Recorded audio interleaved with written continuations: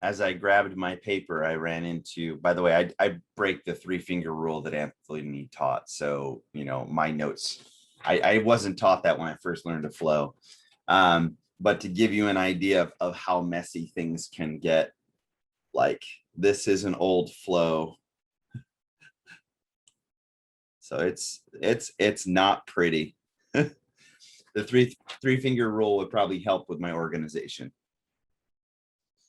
It's one of my, things to improve. So Nate, you prefer to put your paper like this instead of this? Do you think this one is better? We cannot hear you. Anthony's going to talk about. Yeah, I was going to say, it depends on, I'm sure they're going to give lessons. I did this because I write small and it gives me 4 columns to get across. But 2 things that I'm trying to improve with my flows is to separate the affirmative and negative sides on 2 sheets, which I typically have them side by side and compare them and things, which was what I was originally taught. Again, I'm a dinosaur. I've been doing this a long time as well. As a coach for like 10 plus years and as a debater, not quite as long as Shanna, but long enough that I probably started this before most of the students were born. So, but when I was taught, I was not taught by a professional debate coach. I was taught by just a high school teacher who had experience himself. And so I was like, just organize your notes, make sure things are connected. And so I did, each speech was a column. And if I need an extra paper, though, by the way, this is not a full thing. I actually have other papers, that continue this further on. And so I keep going and going and I flow across. And so I'll have multiple papers. And as things stop, I circle them or X them and put marks on the paper. So mine's different. I don't want to use mine as like a good example, but I did want to say, look, it's messy and it's okay. Like this is an actual flow from, one of my debates that I judged, and it is not pretty. My take on your question about do you flow like vertically or across, I think it's better to flow vertically, just because when I run out of space, usually it's because I run out of space at the bottom of the page and I need to flip it over. It's fine if you need to flip it over and go to the back, but it's just easier if you don't. And since for me, the spacing is something that I care about a lot for my organization, that vertical space is way more precious, I think, than space that goes across. One other thing that I'll say is if you, vertical space like that, yeah. Well, so this is actually what I was going to mention next, which is many debaters actually buy special paper to flow on. So you can get like normal printer paper, and that's what it seems like Nate is using, and that's fine. But when I flow, I usually get legal paper, which is longer. So regular printer paper is 8.5 by 11 inches. Legal paper is 8.5 by 14 inches. So it's even taller than regular printer paper. And there's even crazier sizes that go even bigger than that. So basically A3 or A4. Here in Taiwan, they don't normally use legal or something. They'll say, A4 paper. Because I just have a bunch of A4 paper, I stack my pages and just slide them up and under a lot of times. But yeah, A3, A4, A2, you can just get bigger paper, which helps to keep things connected. So I was worried the 8.5 by 14 or 8.5 by 11 sometimes gets confusing for people here. Yeah. The exact sizes don't actually matter. The important thing is there are larger sheets of paper you can get that will give you more space if that's a problem you find yourself having often. If Caleb wants to real quick, and then we got to get going though, show his flows, because he said he has a couple. Or one. Yeah, is it possible if I could share my screen just real quick? Oh yeah, let me set that real quick. Okay. Okay, there you go. This is a computer version. So people should like, sometimes I don't have paper with me, just sometimes. Like I used to go to like other places, schools where they might want me to do internal mock debate. And so this was what I came up with. Like, I'm not sure if you can see this clearly. Yeah. Okay, hold on. That's way too pretty for me. No, I understand. No, okay. Here's the thing. It did not start out this pretty. It started out with this thing going like straight from the top all the way to the bottom, okay, including this. So it was a vertical like presentation. And then after I was done with the debate judging, I placed it all into these columns. That's why. And the reason why I placed it into these columns is because that way students can see immediately what they did right and what was needed to improve. Yeah, but otherwise my original notes looked a little bit different than this one for obvious reasons. It would usually look like it would look something like, hold on. It would look something like this. This is what it would look like. So you would see that it tells you like a general idea, and then like if I miss out or if I feel like it's been missed out, I show it right here. Yeah. So for teachers and students, you could do the same thing. If you're not like a person that use vertical columns, like column by column, like I can't follow columns, so I usually use it in this manner so that I could immediately know what happened in each of them in this manner. Yeah. Okay, I'm done. And is there anyone who wants to chip in or whatever? So what I will say about that is I agree with you that if you're a teacher, you can use whatever flowing approach you want. So a lot of coaches just kind of take notes in a document and then reconstruct after the debate what was a response to what and what was an answer to, but for students, I would actually strongly not recommend doing this. There are different schools of thought about that. But the reason why for students, I think it's especially important to use the columns is because when you're a teacher, when you're judging, you have time after the debate to rebuild how the different arguments interact with each other because you have time before you can make the decision, right? But for students, you don't have that time because you have to have a grasp of what's lining up with what throughout the different speeches. So I would strongly recommend using the columns if you're a student. If you do it on paper, it's really not hard. It will, it's okay if it looks messy, but getting a minimum down on paper that shows what lines up with what is pretty easy and worth it because of how organized it makes your speeches. Learn Anthony's way. I have tried and I keep trying to improve my own method, but the people who flow like Anthony, honestly, I'm envious. Like they keep everything, they don't lose, as many pieces, or they aren't scrambling to like make connections. So I wish that I learned what you are learning now when I was a student. And so I was already kind of set in my ways and I've been improving, getting more towards Anthony's style. But honestly, do it Anthony's way. This is a far better way than just my messy notes. I only tried to show that as like this is messy, be happy. Sorry.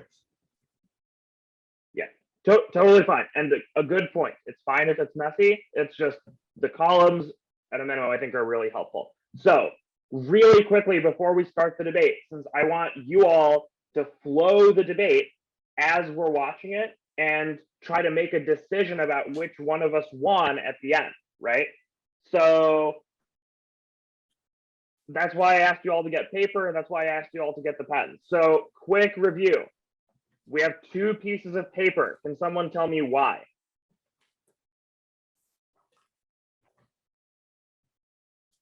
One for con, one for pro.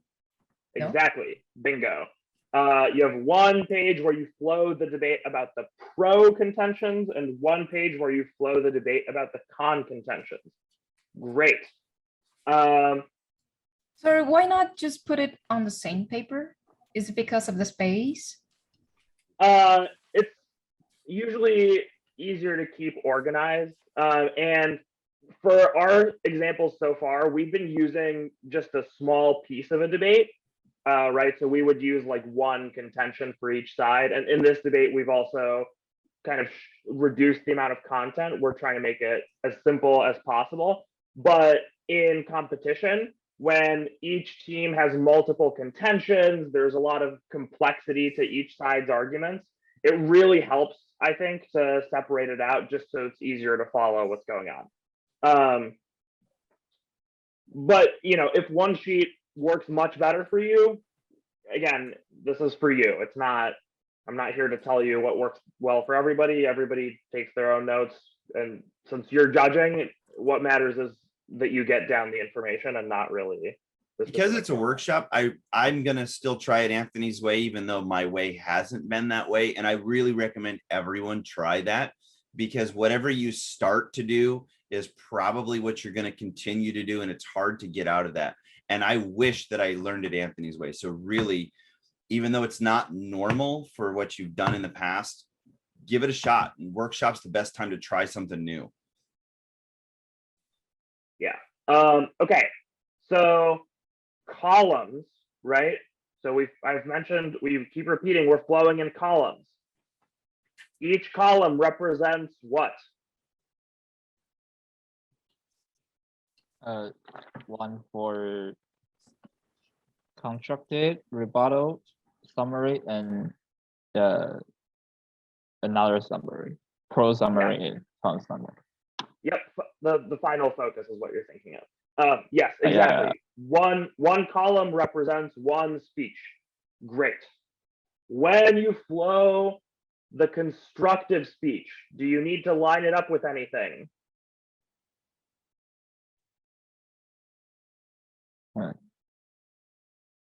No, you don't. There's nothing to line it up with. You just write it straight down. So here I'm sharing my screen.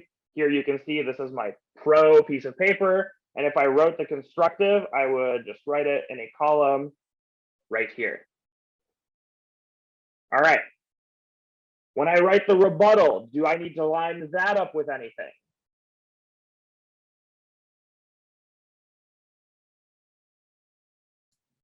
I'm sorry, I get lost that you said we need 3 columns. So that means, do we need to separate this part into 3 columns?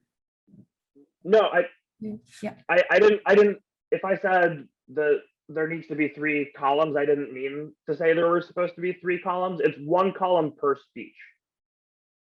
So it'll actually be more than 3 most of the time. So you just imagine you leave the space for the 3 columns, but you don't need to really separate them with your pens, with the drawing. No, the number 3 was that only came up with the 3-finger rule.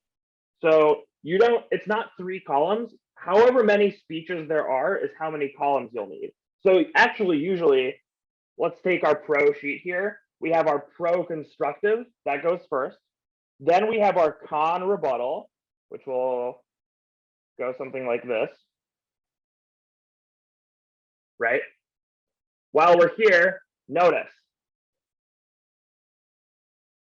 Why is this important? I left some room. Why?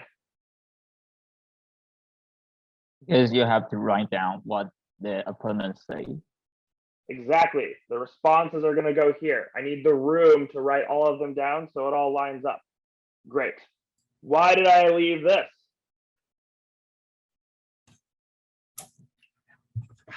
Bring 3-finger rules, or to line it up with what contention they're connecting it with. So you're lining it up with where the contentions are. You don't start at the top. Yeah, so you want to line it up with the broad contention, but also I would say even beyond that, you usually want to leave some room at the top of your flow because your opponent might have an overview.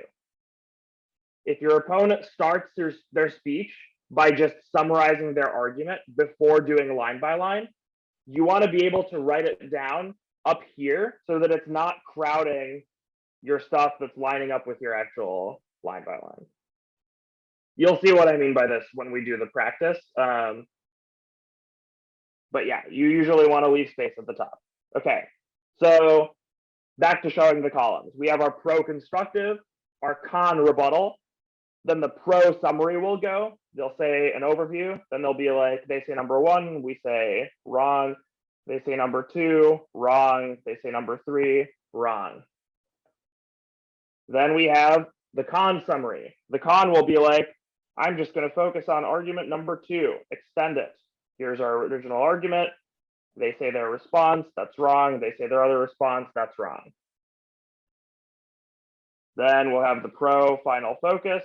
They'll be like, extend all our initial responses, wrong, wrong. This argument's wrong, this argument's wrong. And then we have the con final focus, which will say wrong, you know, whatever. And then the debate's over. And do you note the crossfire? The crossfire is not one of the speeches. So the arguments that are made in the crossfire don't count for the burden of rejoinder, remember? So if you say something in the crossfire, for the other team to be obligated to answer it in a speech, you have to bring it up in a speech yourself. So I like to write down the crossfire, but I do it on a separate page because it's not part of the line by line. It's not part of the like flow of the speeches. So I usually have a third sheet for crossfire, but honestly, you don't even have to write the crossfire down. As long as you pay attention, that's usually enough. Many people don't write down the crossfire.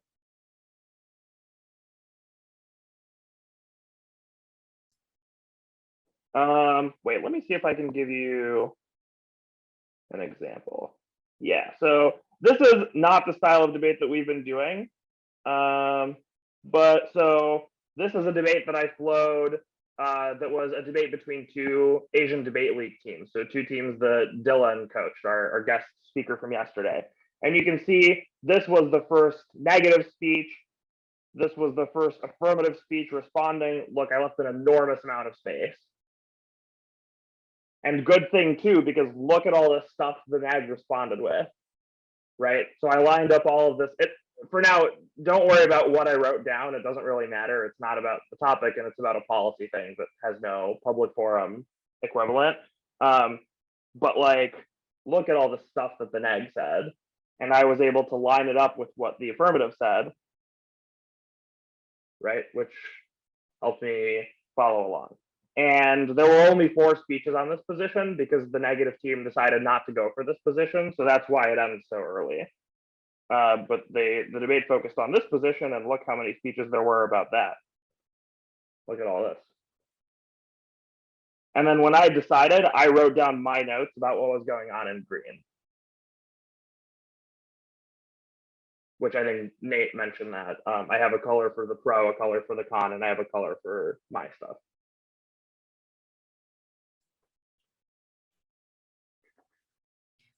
Anthony, Yeah. could you show the previous flow that you just showed us? Could you tell us quickly, like which one is, because I'm still very vague about the structure of the debate. So which one go first? That means which one is the pro-constructive and which one is the con-constructive, and what's the sequence? Could you use your flow? This one might not Yes. be a public forum, is it? Yeah, no, this is policy debate, so the order of the speeches is a little different. Oh. But in the equivalent, so this is part of the con's arguments. So you can think of this page kind of like the con case. And what you would have is, so this stuff is kind of like the con constructive. Mm-hmm. This right here is the pro rebuttal. This right here is the con summary. This is the pro final focus, and this is the con final focus. And in policy, because there's different speeches, there was another pro speech after that. But you can see they're kind of taking turns, right? So each speech is going down the line by line and responding to all the stuff from the last speech. But what's similar to public forum is these first two speeches, you don't need to line them up with anything. So you can see the con constructive, I flowed it straight down. I just wrote in a column. And then the pro rebuttal, I also just flowed straight down. I didn't line it up with anything. And I left tons of room between the arguments because the con might want to bring up a lot of stuff in response. And then I left this room at the top because the con had an overview.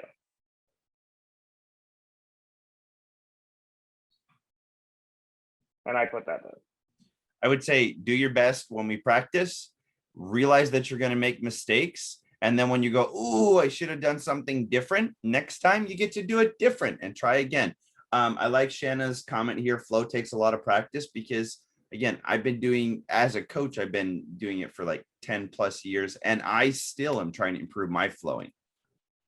So don't worry if your flow is just looks like your standard notes or something. Just realize that it's a work in progress. All of this is just going to take some time, you know, make some mistakes, do your best, and then try again and try again. And I will also be flowing the debate along with you, and we'll pause between each speech to talk about what happened, to check in about how your flows are doing. And I'll give you plenty of time to fix your flow if you want to like rewrite something or clarify something because you forgot to leave space or you made a mistake or you missed something. So for now, this, you know, we'll be walking you through it. And so hopefully that will make it more manageable. Okay, so with that, we're going to get started flowing this debate. So as a reminder, what's the first speech in the debate? Someone say it. Constructive. Yep, the pro-constructive speech goes first. And what happens in the constructive? Just summarize their argument, introduce their position. Like A2. There it is. Yeah, the last thing you said. You got there. We're introducing our positions. And since this is the pro and we're using the social media topic, the topic is in Taiwan. Social media is beneficial for democratic values. The pro speaker, which will be me, will be introducing the pro side of the topic. My contention will be about activism. Shanna will be con. Her contention will be about fake news and informed voters. Are people ready? Okay. Do your best to flow along. We'll check in with you afterwards. Wait, how do I mute myself? Oh, there we go.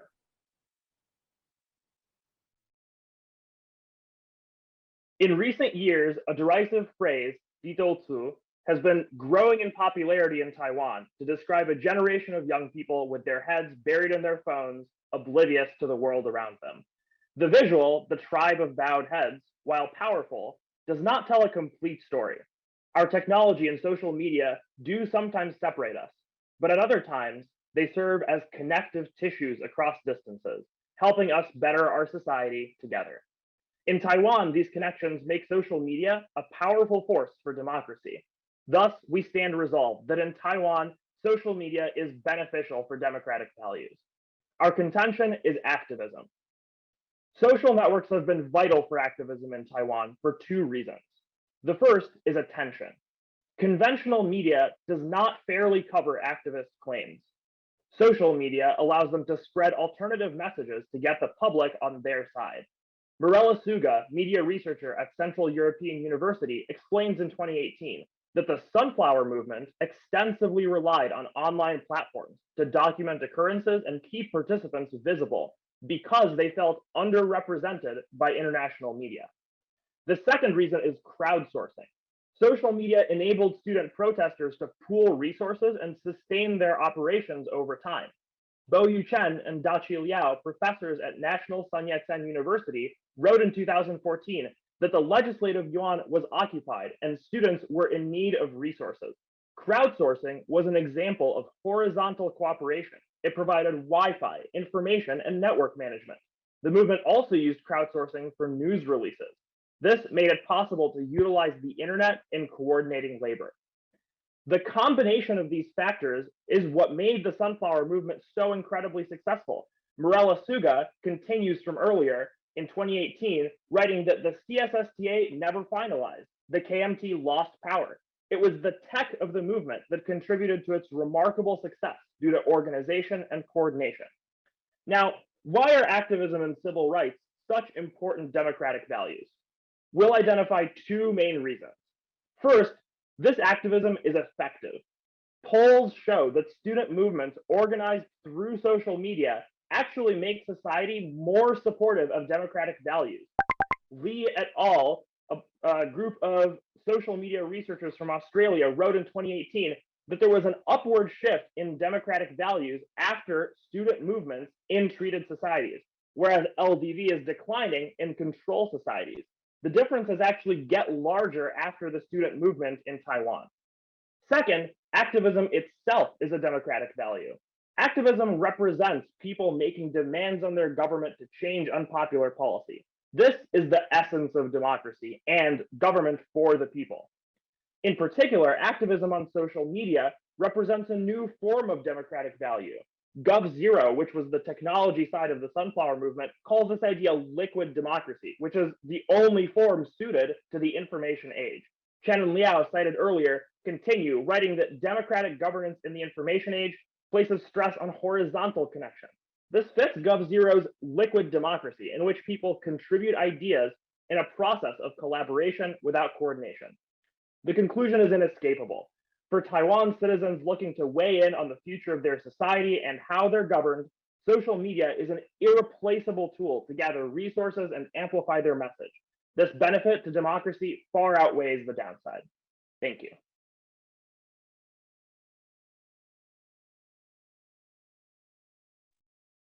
All right.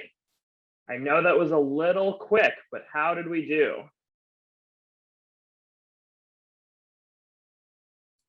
Nate's got a reasonable looking flow, it looks like. I put spaces. Spaces, yeah. Oh, Spaces are really good. I use some Chinese characters because sometimes Chinese character might be faster for me. Yeah, that's totally okay. Whatever works for you and however you can get the information down, that's what's important. Caleb looks like he's got column going. Love it, love it. Okay. Quick pop quiz. There were two reasons why social media helps activism. What was the first reason? Attention. Attention, exactly. What was the second reason? Someone else. Crowdsourcing. Crowdsourcing, exactly. Great. There was one movement the speech focused on a lot. What was that movement? Sunflower. Sunflower movement, exactly. I gave two reasons activism was an important democratic value. What was the first? Student movement. Yeah, the reason had to do with student movements. The movement itself. organized by social media. Yeah, I did say that. But none of that is why activism is important. So what's the reason activism is important? People change their government by more focusing on what they do.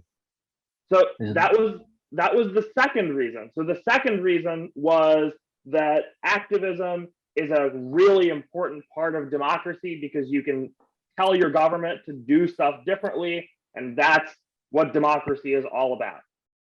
The first one was a little tricky. It was actually a study that says in countries where there are strong student movements, support for democratic values is higher according to polls. So the way I labeled that was that the movements are effective was my first one. And for my second one, I said activism is a form of democracy in itself, even if it doesn't work. Nice, that was really good. I expected you all to do much worse, to be totally honest. Usually when I start out doing this for the first time with people, they totally bomb, but you all knocked it out of the park, which is amazing. Let me show you my flow so you all can compare it with how we did. Okay. So the first thing I wrote was I labeled the contention. I wrote activism contention. So that's what this is up here. Not really important right now because there's only one contention, but it is important if there's more than one so that I know which part of my flow is talking about which argument. Another thing I want to point out, look at all of the abbreviations I'm using. So SM is how I recorded social media. You remember I started my speech with this long rant about like how social media is a connective tissue or whatever. You might also notice on my flow, I didn't write down any of that. Why? Because I don't think it's important. I don't think the other person will ever bring up this dumb anecdote again. This is kind of just fluff. It's, you know, it's designed to make the speech sound good. It's not really an argument yet. Like we're not actually saying anything. So I just wrote down social media is a connector because that was the general idea behind that long paragraph. So key lesson there, you don't have to write down everything. You just want to write down what you need to give the effective response speech. Yeah, Nate wrote down something similar. He was just like, whatever. He had a long rant about some nonsense about connections or whatever. Yeah. All I wrote is connection. By the way, just as a quick note, for your shorthand, deciding to use SM, if you were judging or flowing for a topic that you weren't familiar with, you might end up writing some things out, like write social media and then write SM right next to it. And then through the rest of the debate, you would just write SM as a note. But because he knew that that this was about social media, or obviously he's been practicing that, then he already has an abbreviation in mind, most likely. So your abbreviations can change from debate.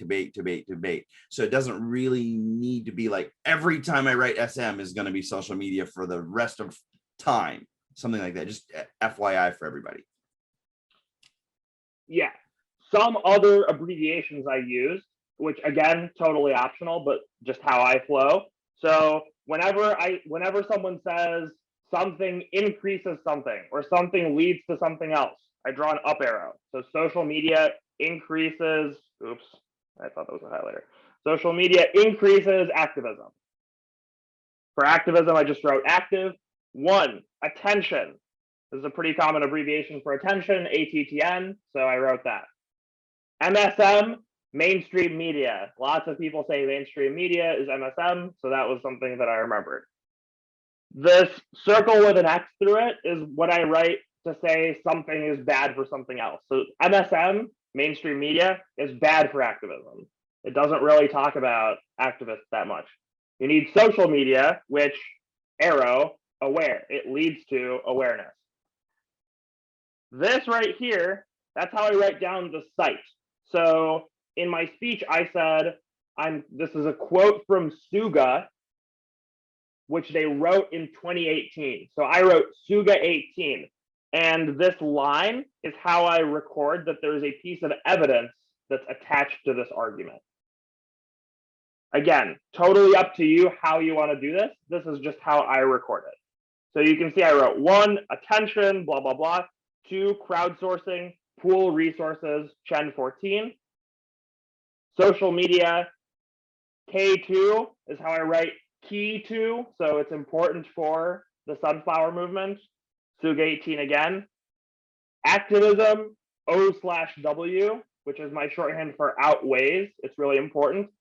1, key to DMV, democratic values, Lee 18.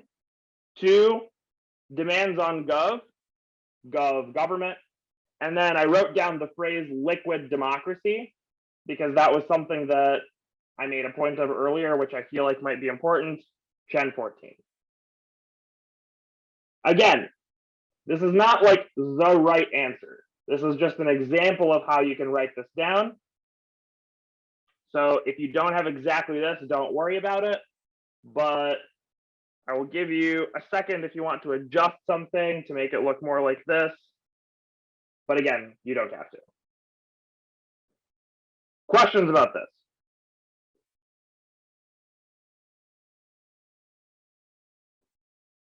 You all really are doing amazing. I'm super impressed.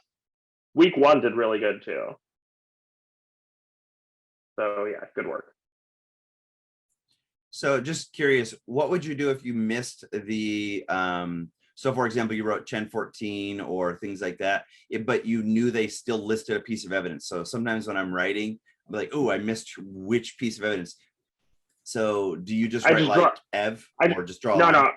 Yeah, I just draw the line. The line tells me there's evidence there. If I miss the author or the date, I might write just, maybe I caught that it was from 14, so I might write 14. Or maybe I know it's Chen, but I missed the date, so I'll write Chen. Whatever. But you still do that little line with is it a dash, line dash or something, or just line? I do line with like a little X, but there's not a real reason for that. I just do. I don't know. That's what someone taught me, so I just do it. So if you didn't catch the message, well, just leave a blank. Maybe the opponent will come later. Yeah. So like maybe if I missed this, but I caught that it was Lee 18, right? So I would write something like that. Maybe I got nothing out of all of this, but I still know there was something there. So that's why I have this number 1, right? To show like, oh, something was said here. And then we can do some stuff to figure out what's missing. 1, everyone on the team should be flowing. So if you missed something, hopefully one of your teammates got it. So you can check either during the speech or during prep time, hey, what did they say here? And then you can fill in your flow. If no one on your team got it, it's a great thing to ask in a crossfire. You could be like, hey, you gave 2 reasons activism was important, but I missed the first one. Could you say it again? That's not a great use of crossfire, but it's better than not knowing what they said, right? So if you have to ask them to repeat something, it's better not to have to ask them. But if you do have to ask them, it's okay. In your own words, can you restate your first contention? And that the way to make it look like you're pushing them? Yeah, I like that. In your own words, could you explain in another point of view? And also I want to mention that we can follow you quite easily because you say very clearly first, second, or first point, second point. Does that mean that in a debate we have to do that, or it's an optional? Because if what? Sorry, go ahead. Yeah, because when I assume that if I want to beat my opponent, I could try to hide those numbers so that it could get confused. But yeah, is this necessary that we say first, second reason, the first reason, second reason? The judge will get confused. Exactly. Yeah. So I would not recommend hiding it because you're just as likely to confuse the judge as you are your opponent. And even if you don't confuse them, they'll be mad at you because you're not being organized.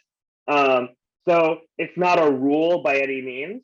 If you can stay organized some other way, you can absolutely do that. But I think that's the best way. So I would suggest using numbers whenever possible.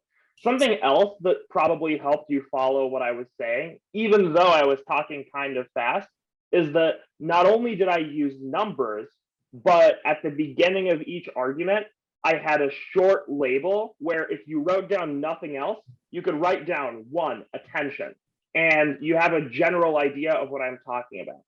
That helps too. That's also something I recommend. Also, I slowed down on those labels. So I would say like social media is good for activism for 2 reasons. The first is attention. Mainstream media is bad for activism because it doesn't give them airtime. Social media gives them airtime. And you might have missed the rest of that, but you got 1, attention, and hopefully the author and the date. So the goal here is to make your points clear, is not to trick your opponents. No. Absolutely. Yes. Trying to trick your opponent is not the move because your judge will be tricked also. Your judge is probably honestly more likely to get tricked because they are less involved in like the beat by beat of preparing for the topic, right? Like on the English testing topic you all just had, you had me and Shanna as guest judges, and we're pretty good at flowing, but we don't know that much about the topic. So if you're trying to confuse your opponent, like imagine how fast we'll get confused. We're gonna have no idea what you're talking about. So yeah, good communication is way better than bad, and trying to beat your opponents on the arguments instead of with trickery is also strongly recommended. Well, tricky logic is different than tricky just hiding things in your words. So I guess the word tricky, can you be tricky with your logic and make a connection later? Absolutely. But should you be tricking them by just sneaking something into your speech? No. Caleb, question. Oh no, I was just chiming in because I want to add, like, as a judge, what we do is we would listen, and if the person intentionally hides a number, well, technically we'll catch it. We might not know the reason behind hiding the number, but then like I actually would write on my notes that there was something missing. Like I would actually have brackets like this, and then I would put a question mark in the middle. And then like I would follow it. And if I see like after 2 exchanges, regardless of whether the opposing side asked for the numbers or whatever it is, and they deflected it, and I would start to think, what is going on? Is there something that's lacking in the logic or whatever? I think another thing to remind students is that when you're doing debate, you're not really doing like the art of war. 就是所谓的孙子兵法. It's not, you're not supposed to be like, oh, when you are near, pretend you are far. When you are far, pretend you are near, kind of thing. That's not really smart, because if it's debate, you still have to do like a cross-examination, and an experienced debater will rip you apart on that cross-examination, because he will make you face that whatever it is that you're deflecting or hiding. Yeah, that's just my 2 cents. So when you made the what is it, pro-constructive, structure also counts. Structure, that you have to make the structure clear. Not only the content, but also the structure has to be very clear. The structure for constructives is a little less rigid, because it's the speech where you're laying out your position for the first time. But my rule of thumb is, if you can do anything at all to keep the debate more organized, you should do it. It might be hard, and at certain points it might not be worth like the effort. If it takes a lot of thinking to make the debate more organized, then maybe, I don't know, it could be not worth it. But in the constructive, you're pre-writing it completely, so it's no effort from you in the debate to keep it organized. So in my view, why not organize it better? It makes it, I mean, you all saw, it makes it so much easier to follow, right? Like imagine if I had just read a page from a book with no labels or numbers or anything, right? You would still probably understand it, but you would have less of an idea of what to write down on your paper, because you don't really know what's important. You don't know like what I think of as 2 different arguments versus the same argument, right? So organization is really helpful. It makes it easier for everybody, and I would suggest doing that. All right, what speech is next?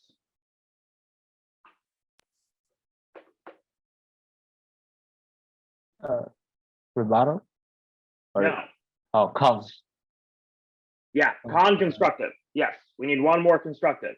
Which piece of paper are you going to use to write this down? The other piece. The other piece, exactly. If you have 2 pens, you'll probably want to use your other pen as well. So I will flow the con in red and the pro in blue, like you just saw. But again, totally up to you. Let's take a listen. Proponents of social media tell a powerful story. They describe a dark age of communities divided, brought together for the first time through the power of the internet. A dream of unity and progress driving society into the future. Unfortunately, social media is less a dream than it is a nightmare, one with massive stakes for the future of the democratic project. Thus, In Taiwan, social media is not beneficial for democratic values. Our contention is fake news. Social media expands the spreading of fake news, threatening democracy for two reasons. First, voter misinformation. Social media spreads falsehoods, misleading voters. Media platforms are poorly suited to respond. Tai-Ling Wang, professor of journalism at the National Taiwan University, wrote last year, Taiwan voters' uncertainty became a psychological state when consuming false info during elections. Taiwan is massively attacked by fake news. When people encounter info hard to verify, they turn to people who had a higher social status. Voters spread fake news. Voters believe info that confirms pre-existing beliefs, which might be false. Next, social media is the greatest disinformation risk. Algorithms amplify and target disinformation to those who are most susceptible. Catherine Chen, professor at Shaanxi University, and Ryan Wen, researcher assistant at LSE, explained in 2019. Cambridge Analytica and Facebook were secretly used to customize political rumors and project them to suspective audiences. Likewise, Taiwan's fake news has grown standardized with algorithms. Massive propagation employed a few accounts, most of which were bots. 60% might be unaware of algorithms. Users shared stories regardless of ability to discern fake news, overclaiming knowledge and capability. Next, an informed electorate is vital for democratic values. Hollier et al., journalism and politics professors at several US universities, wrote in 2019, democracy is less likely to survive in poor information. Poorly informed voters elect incompetent, corrupt, or self-dealing governments. Such outcomes lower confidence in democracy. Second is legal controls. Fake news emboldens the government to intervene in the marketplace of ideas, which greases the wheels for authoritarianism. Chung wrote in 2018, think twice before bringing back thought police. A proposal to amend the National Security Act was worrying because revised statutes could tighten control of media and freedom of speech. Many agree there is a need to tackle fake news. They are also concerned the government is defining exactly what constitutes a false report, who should oversee, and how perpetrators would be punished. It may be used to block reports critical of government, a tool to stop dissent.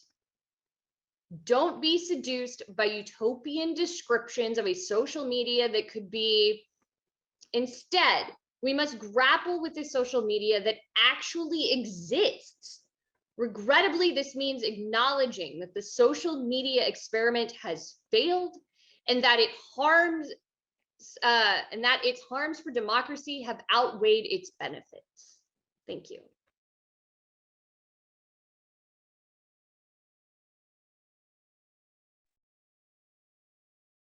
Give me a clap if you feel like you're following what's happening, and a thumbs up if you are totally lost. Wait, thumbs up means totally lost? Yes. Yeah, clap is you're good. Thumbs up means you're lost. That's just because those are the first two emojis in the in the reactions. There's Nice. also Got a check and an X, which typically I like to use for that poll. Yeah. Whatever works. Yeah, you know, that would have been smarter. You raised a good point. Okay. I'll give a check If you want to give a check or an X, I don't know, or thumbs up or clap. All right. We have mostly claps, a couple of thumbs ups. If you have a thumbs up, that is, again, totally okay. We're using big words here. We're bringing up ideas we have not talked about before. So don't feel bad. Hopefully, once we go over it here in a second, you will feel better. So what's the big idea of this speech? Can someone tell me? Social media is a nightmare. And It is a nightmare. Why is it a nightmare? Because of because fake it- news fake news and, is poor info, misleading. and failed information for Yeah, the big theme is fake news. So social media spreads fake news. Voters get less informed. You know, voters vote for worse candidates because they don't know what's going on. This is bad for democracy. That was, I would say, the biggest focus of the speech. But the last thing Shanna said was super tricky and a little bit different from the rest of the speech. She has kind of a separate idea. Can someone tell me what that is? What's the last different argument Shanna said? Poor information. Government can control people legally. Exactly. The label for that argument was legal controls. So Shanna said, even if social media itself is not that bad, fake news is not that big of a problem, and it's not that bad for democracy, when the government steps in and tries to solve the fake news problem on social media, that's bad for democracy. It hurts free speech. The government starts policing what's right and wrong on the internet. And that's a huge risk for democracy because the evidence Shanna read actually compared that to the White Terror and said that that was an important tactic for kind of crushing dissent and crushing people who disagree with the government. So super tricky. We got those two different ideas. Nice. Here is what I wrote down. Let me share it with you really quickly. Now, just to point out, even though Shanna did put that, legal control as, a second issue, if you didn't notice that it was a second issue, but you still noted that there was legal control in your notes, that would still be acceptable. So even though he's writing 1 and 2, as long as you didn't miss the fact that it was there, then you'd be okay, I think. But as a debater, it'd be great to know that there's 2 issues going on.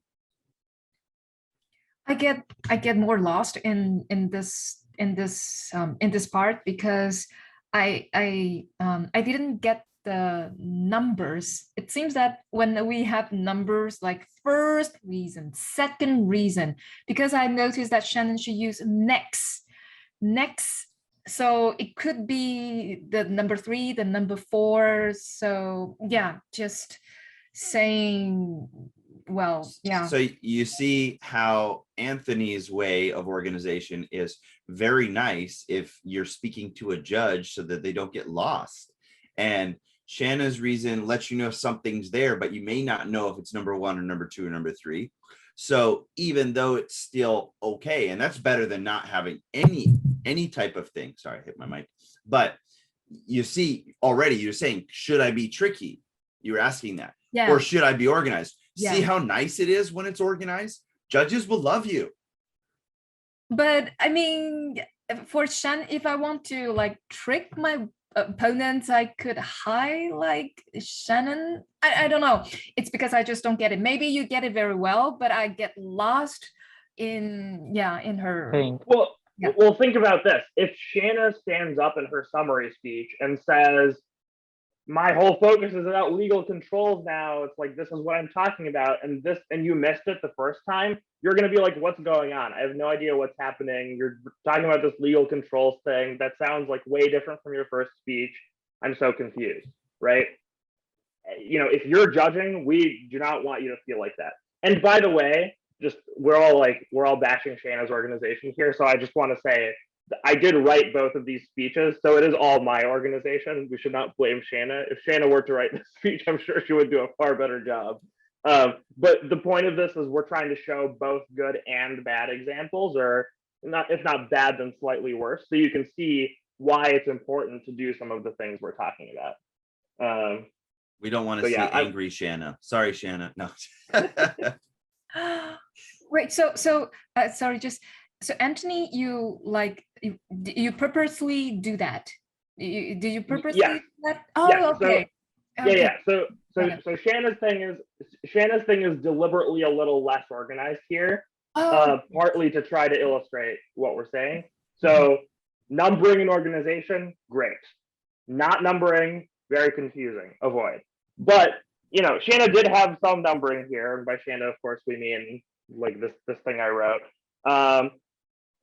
But the fact that there was all this next stuff in the middle, and the 1 and 2 are like really far from each other, so you don't know that they're connected, that makes it more confusing.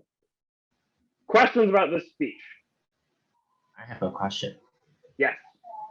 So during the speech, I heard Shanna mention a lot of professor and a lot of university. Should I just write down because this university is a source of her information. So should I write down to challenging her source of information? Yeah. Should I do that? So as a debater, so this comes back to what I said at the beginning, which is you want to write down what's important to you. So if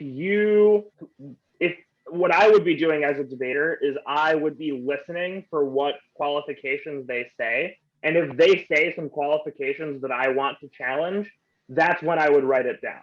If they say someone's qualifications and it sounds reasonable and I'm probably not going to bring it up, I don't write it down. And all of these are pretty qualified, so I didn't write anything because they all sounded okay to me. If I'm judging, getting qualifications down can help. But it's tricky. It's like a lot of information. And usually if I'm judging, I will wait for the debaters to make that an issue. So like in a later speech, a debater might say, my author is more qualified. They're a professor from here. Your author is less qualified. They're a blogger. They're an idiot, whatever. You don't want to listen to them. So that'll happen in a later speech maybe, and that's when I would write it. But yeah. Thank you. There's one thing come into my mind is that if we organize our contention well, it's not only benefit for the judge, but also for the opponents, because if you confident about yourself, then in the crossfire, your opponent can ask the question that get from your speech, and you can show how smart you are. So by organizing your argument is not only benefit for judge, but also for yourself, because you can show how great you are. Yeah, that's true. Really, really good point about the crossfire, especially because if you hide something, your opponent will just ask about it in the crossfire and figure it out. So it'll take longer to figure out what's happening, but your opponent will probably get there, right? All that causes is it makes the crossfire be about something silly instead of about what the real core of the debate is. And that's no good for anyone, right? It doesn't help them. It also doesn't help you because, like you said, you don't get to show off how smart you are. You don't get to explain your argument more because the crossfire is about this box checking, like we missed this on our flow thing, instead of an actual disagreement about the debate. So that's a really good point. The one other thing I wanted to point out here is, so this stuff I'm writing above the line with the evidence, that's the tag. So if you remember from our evidence, how we're introducing that, there was that little section at the top that was bolded. So if you look, this is tag right here, cite right there, and then I sometimes don't write down anything for the card. Sometimes I don't even write down what the direct quote says. Here I felt, oops, that's customized. Here, I wrote down some chunks of the card because I thought it was important. So I wrote down CA for Cambridge Analytica, FB for Facebook, and I wrote down that there are bots and there's an argument about customization. because that's important to me understanding what this argument is about. But you can see how on the flow it kind of is represented. So tag, cite, card. Make sense? Okay. Someone tell me what happens next. Crossfire. Crossfire. Crossfire. Absolutely correct. Let's hear it. Wait, there's a bunch of stuff going on in the chat. Yes, we love Shanna. Agree. As I say, I've been monitoring the chat. It's been mostly goofy. Okay, nice. All right, crossfire time. Exactly right. And with that, Shanna, do you mind if I ask the first question? All right. In your Hollier evidence, you said the problem with fake news is that it increases distrust in democracy by making people elect incompetent and corrupt politicians. So if that's true, you must be saying Tsai is incompetent and corrupt. Is that correct? And if so, what is your basis for saying that? I'm not saying necessarily that any one specific politician is corrupt. So I would not take a stance currently right now on Tsai being corrupt or uncorrupt. What I am saying is it creates the possibility for corrupt politicians to be elected and to take office, which could then further corrupt a country or turn a positive country into a negative situation. My first question is, why does this group you talk about, GovZero, call, let me re-ask that question. What does GovZero mean by liquid democracy, and how is that the same as what democratic values would be? So liquid democracy is a democratic value for the 21st century because it's horizontal rather than vertical. So what they mean by that is that lots of people can contribute instead of having this hierarchical and rigid kind of government. So the public has way more of a say in how they're ruled. And to me, if that's not democracy, nothing is. Can I have a follow-up to that? Sure. So how is this, how would you claim that a lot of people participating, which means that fake news could get out there easier? How is that best for democracy if it means that people are being disinformed? Well, I have two responses to that. One is it begs the question of your contention, which we'll dispute in a second. But two is that the impetus behind your question is a similar impetus to the one that says, oh, the public shouldn't have a say in how they're governed because the elite knows best, the experts know best. And that might be a different value system or a different form of government, but that's not a democratic value. That's a profoundly authoritarian value that says the people shouldn't have a say in how their lives work. All right.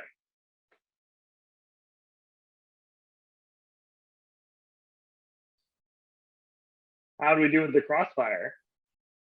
Why Shannon she could ask two questions in a row?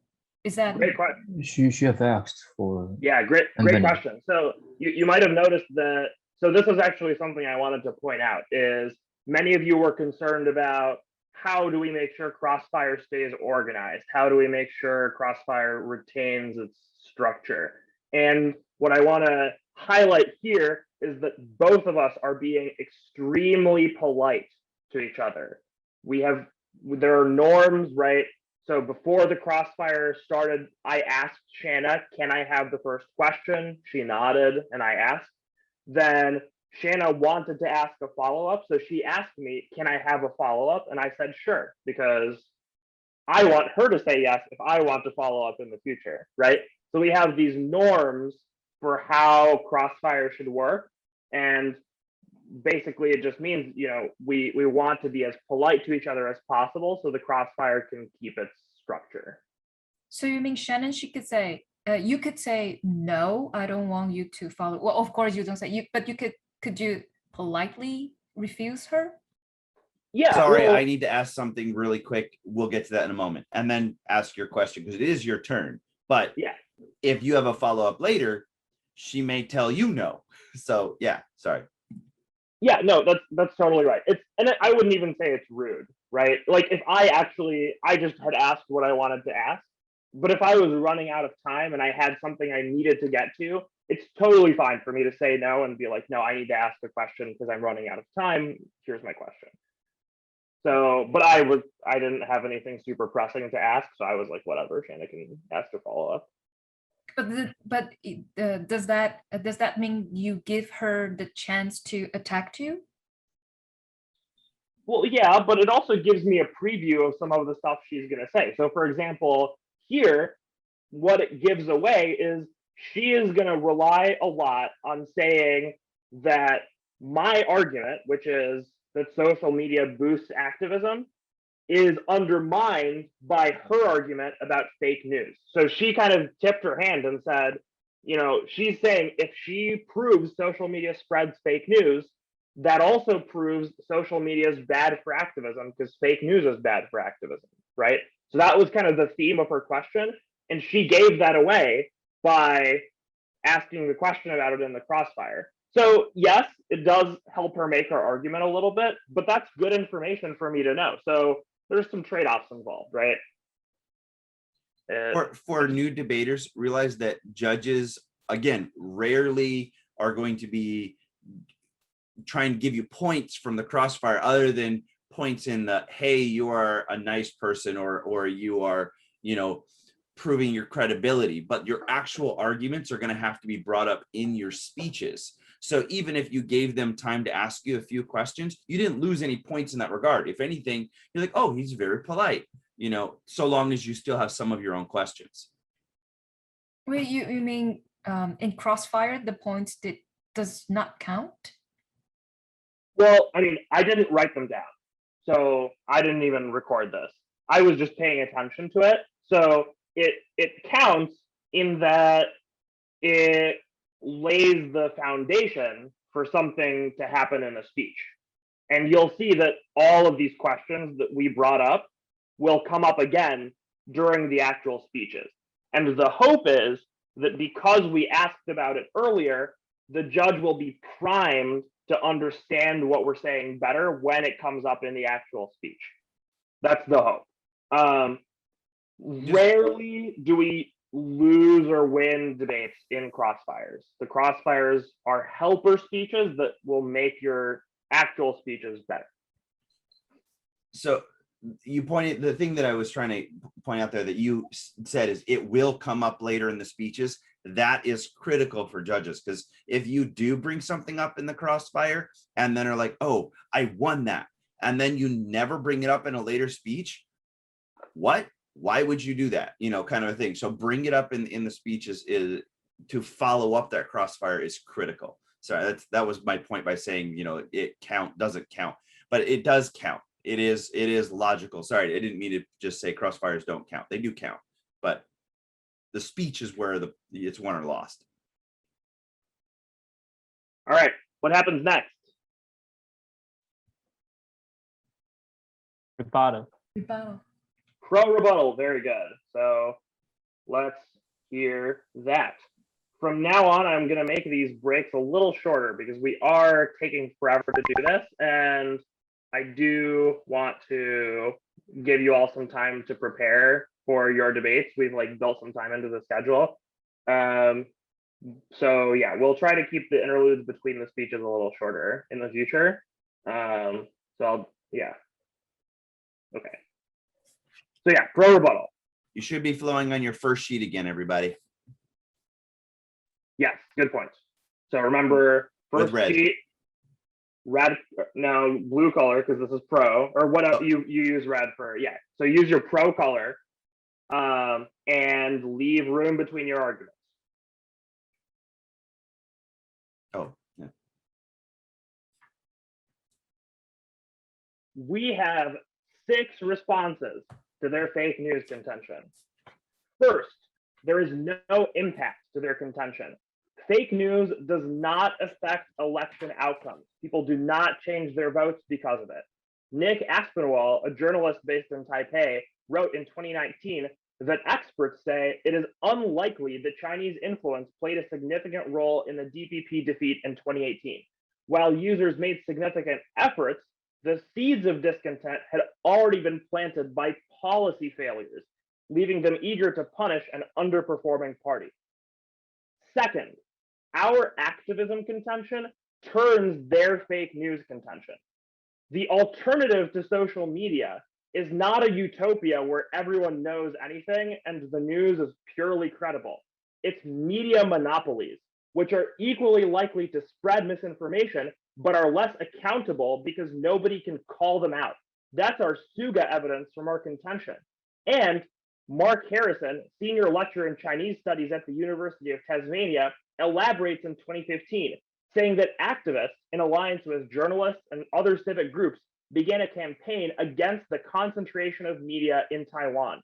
It targeted Want and argued that media had a mission to sustain democracy through a diversity of opinions. Activists carried out their campaign across social media, such as Facebook, creating an alternative commons with democratic ideals. And that outweighs their impact because TV and mainstream news actually spread more fake news than social media does. Tylee Wang, professor at the Graduate Institute of Journalism at National Taiwan University, wrote last year that TV news remains the most significant sources of election information for Taiwan. Disinformation originated from China's media, CTI TV and China Times. When disinformation was covered by mainstream media, it was particularly likely to disseminate. 3, no disinformation link. New social media platforms such as Polis are solving the fake news crisis. Carl Miller, research director at the Center for the Analysis of Social Media, wrote last year, "How could Taiwan listen better? The problem was information. Elections were infrequent and votes split the public. The answer was Polis, a social media platform. As people expressed views, it gave visibility to those finding consensus across huddles. Divisive statements you simply couldn't see on the app. If you gamify consensus, you expose hidden points of unity and create outcomes that the government can actually act on." 4, their contention is non-unique. Fake news does not spread through social media any more than other forums. During the Black Plague in the Middle Ages, there were conspiracy theories about ethnic minorities spreading disease. During the Spanish flu, people said doctors were trying to make money off of medicines and were fabricating the crisis. Fake news is nothing new. Social media is just a new place where an existing problem can be seen. 5, there is no legal controls link. Legal controls are not to be feared. They are very effective in preventing misinformation and they're not repressive. Walter Kerr, a US diplomat, wrote in 2020 that Taiwan takes a whole of society approach to disinformation. It works with social media. Rather than playing whack-a-mole, it highlights consensus. Media literacy trucks go to educate people. Taiwan is far ahead of other liberal democracies in fighting disinformation. 6th, and finally, there is no impact. History proves fake news in Taiwan has not made people distrust democracy. Social media exists in Taiwan now, and trust in democracy is also high. This historically proves that their contention is incorrect. Thank you.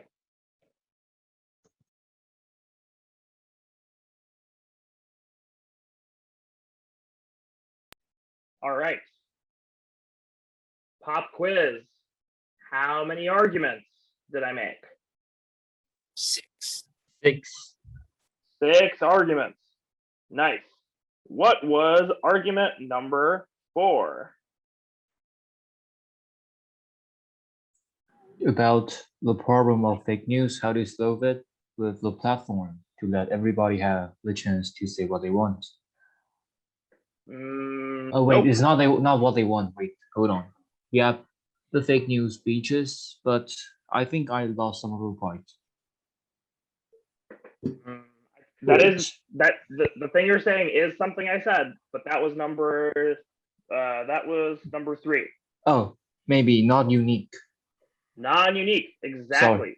Why I mistook the number. Okay. Yeah. Not only not only social media have fake news, there's only new places for fake news. Yep, very good. What about number 1?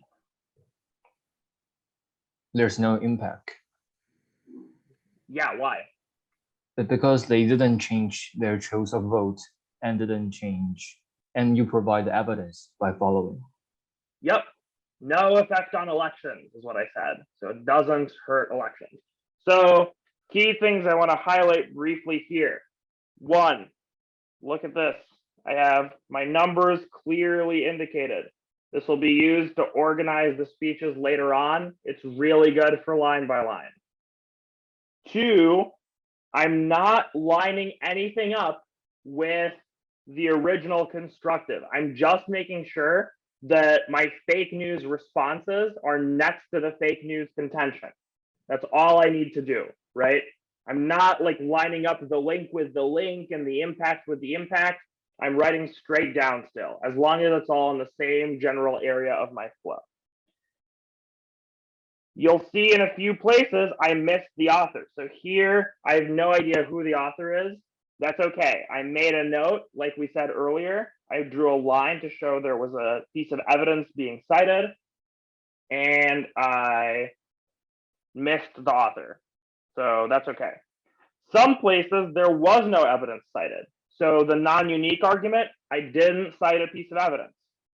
There's one other argument I made without citing a piece of evidence or an article from the internet. Does someone know what that other argument is? What else did I say without citing evidence?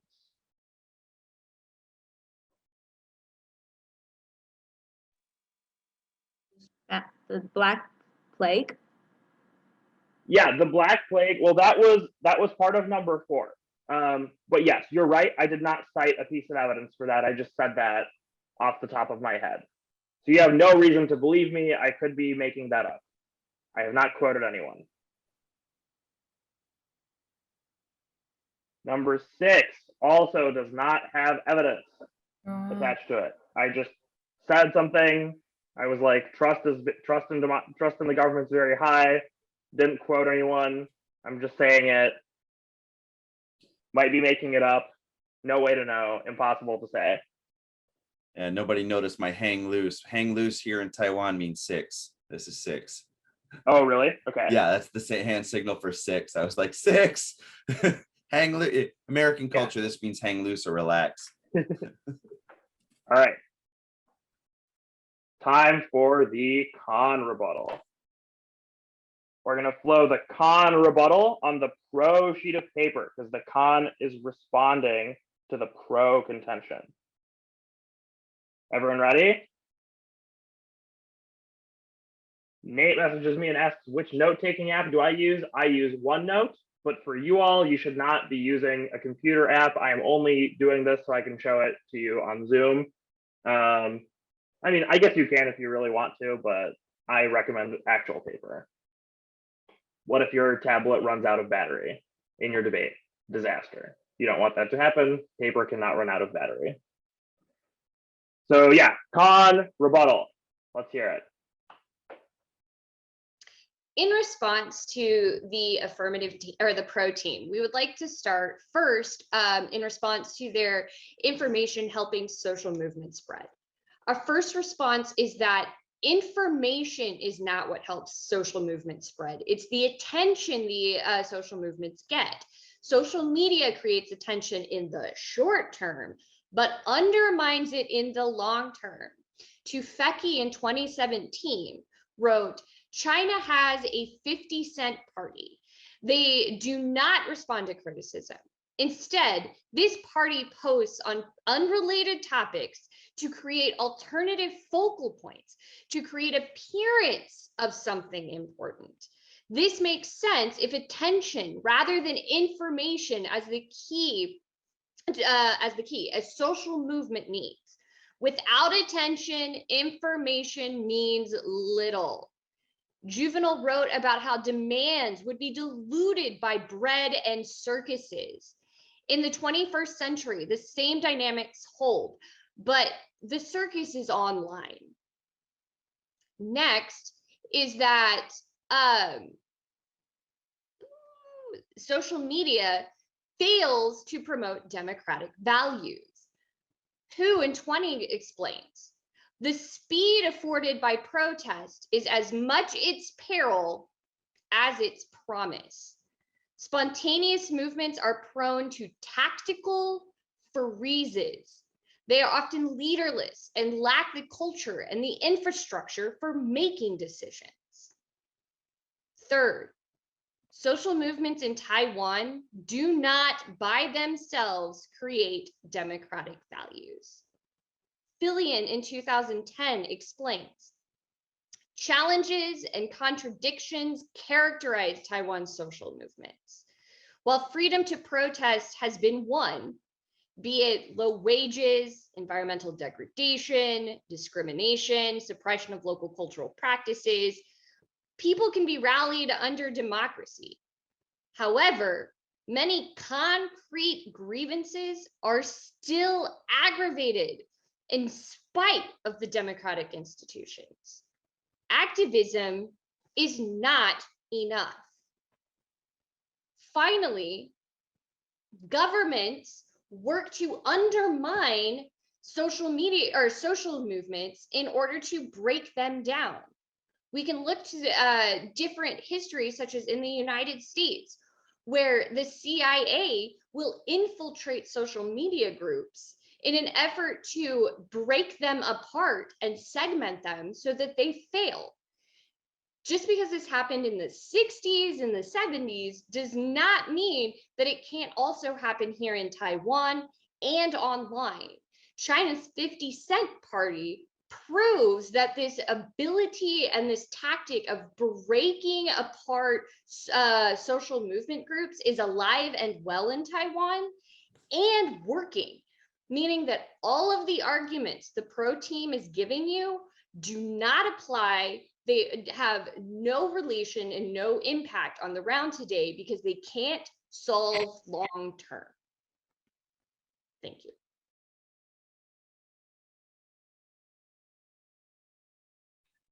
How many arguments did Shanna make?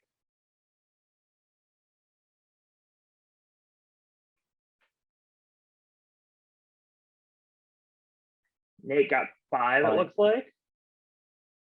Got a 4, got another 4, got another 4. All right, 5. You got 5? Okay, so we have some disagreement. I bet the reason we disagree is because this last thing Shanna said, you might have thought that was one argument about the CIA and the 50 Cent Army, or you might have thought the CIA and the 50 Cent Army were separate arguments. That would be my guess for where we split, probably.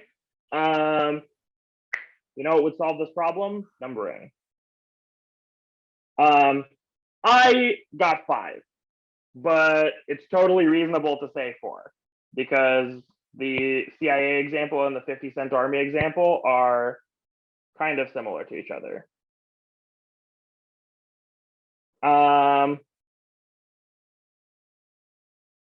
Let me share this thing so you can look at my screen once again. All right, so we got the pro page, column number 2. You can already tell I'm very sloppy. My column is not straight at all. That is totally okay because it doesn't really matter. I'm gonna line them up. It's gonna be fine. I'll be able to see what's happening. Yes, Steven has a question. Could you let the rebuttal bigger? Because I can't see clearly. Why? Okay, thanks. So I wrote, number 1, information is not key, attention is. Social media does not solve attention. That's what those mean. And then she cited Tufeki 17. And her example in that card was about the 50 Cent Army causing distractions. Then she said social media is not key to democratic values. Then she said activism is not key to democratic values. Then she said the government kills movements. And she said the CIA proves this. And then she said the 50-cent army kills movements.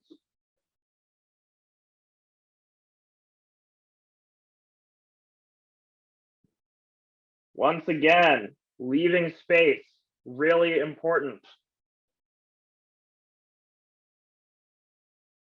Yeah, Nate's flow looks real good right now. May I see the fourth one? Okay, thanks. Yep. Gov kills MOVTS, which is how I wrote movements. CIA. I must note that under these conditions, it's a lot easier for me to practice this flow. When I'm judging, I may end up slipping back into old habits. I'm actually going to move this over.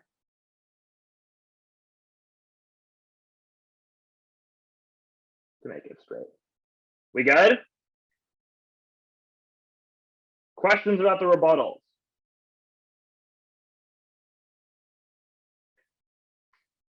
Did Shanna respond to the pro rebuttal in this speech?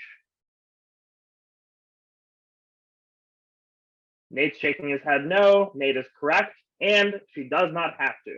All she has to do is present her own rebuttal against the pro constructive, which she did a great job of doing.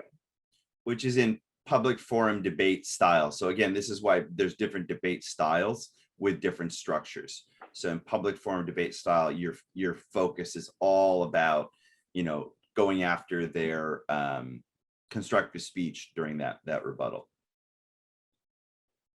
Now we've got another crossfire.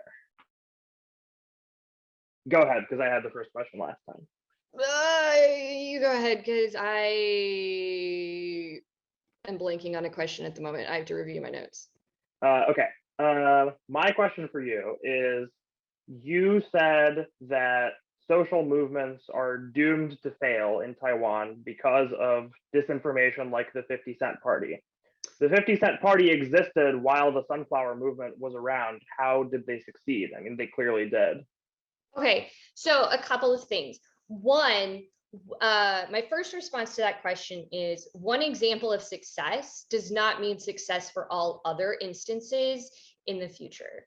There is a very easy chance that there could be more and more groups that are created, more and more misinformation bots that are created in the future to challenge new social media movements that start, because China now knows that the sunflower movement was successful. So they will, if anything pops up again, they will act to quickly quell that by having even more groups doing misinformation.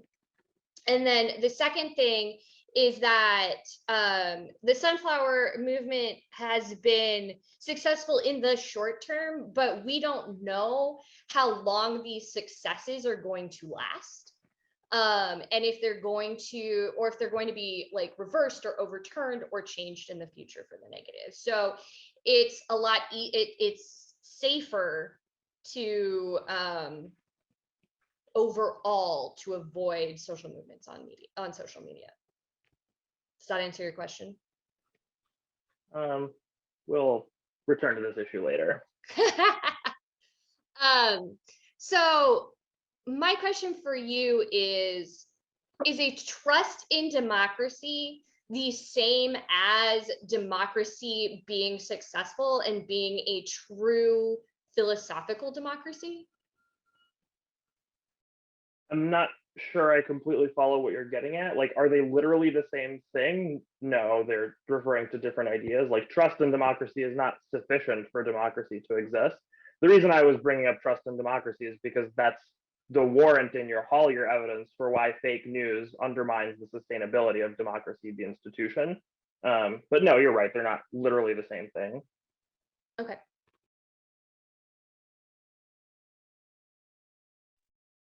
So notice a couple things. One, again, we're negotiating as the round is going, we're being super polite. I offered the first question. Shanna was like, no, you can have it.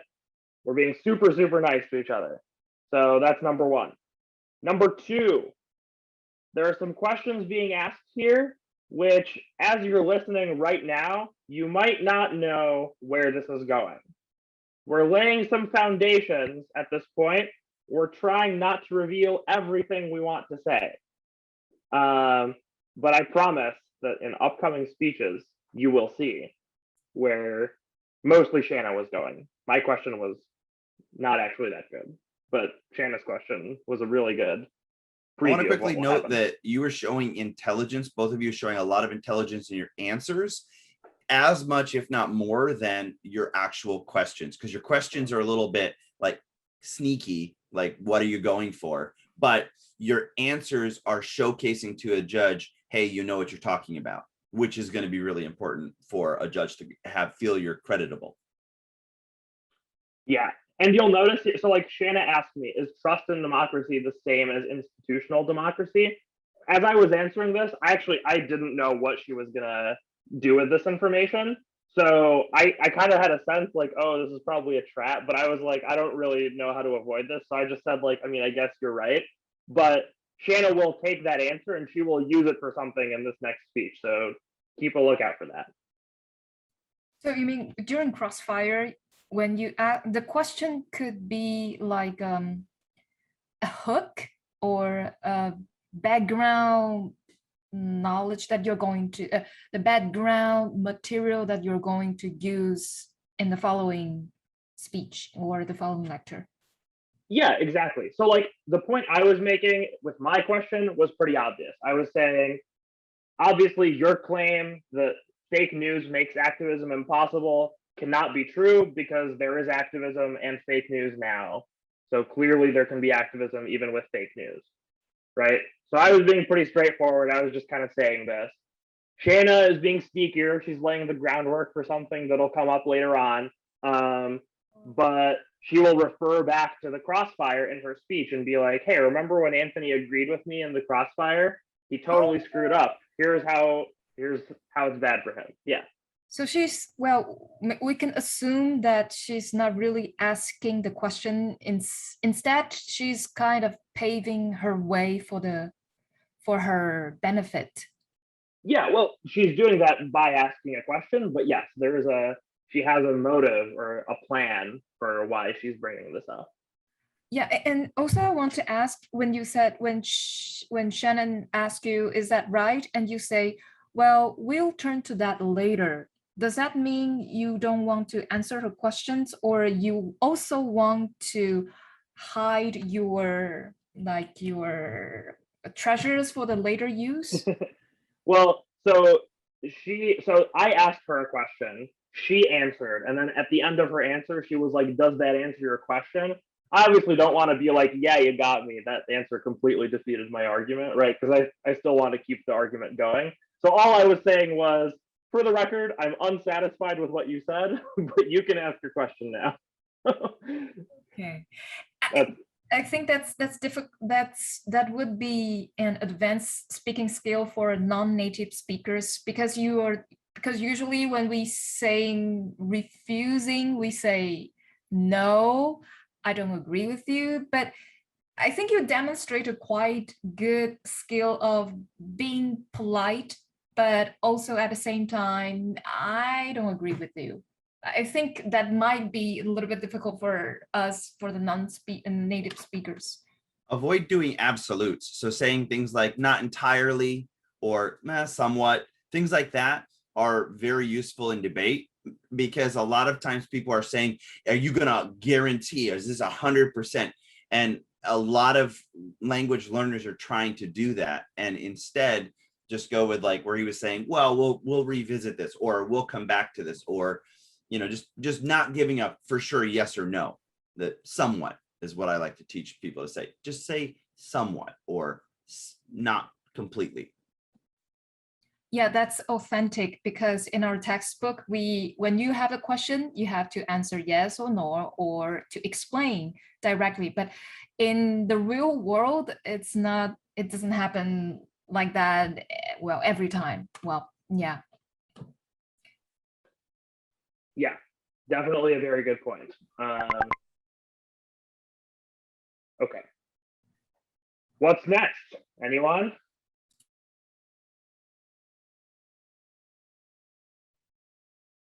What? Final? Not yet.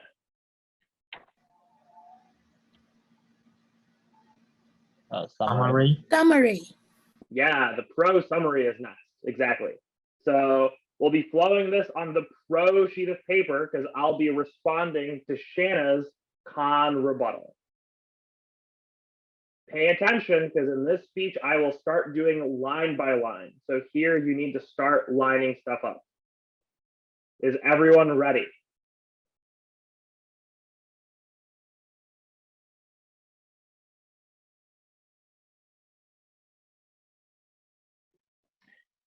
Before I get into the line by line, activism outweighs informed electorates. They never contested our argument that activism is the essence of democracy. Activism is the act of people making their voice heard and affecting government policy. There's nothing more core to democratic values than that. So even if you think social media creates both activism and fake news, vote pro because activism matters more. First, they say there's no link because social media's attention span is very short. We have 4 responses to this. First, the warrant or the evidence provided by this card is about China's 50-cent army. It's not about disinformation in Taiwan. So that does not apply to our evidence, which is about the sunflower movement. That matters more for the resolution, which is about the effect in Taiwan. 2, prefer our Suga evidence. It's newer and it assumes the 2018 midterms, which was a milestone for fake news and disinformation in Taiwan. The evidence is from 2017. 3, even if information is not sufficient, it is at least necessary. And we have shown that social media creates that foundation that effective social movements can historically build on. Finally, empirics. Despite their argument, the sunflower movement was successful. I explained that in the crossfire. Second, they say social media-based activism fails because it's unsustainable and horizontal.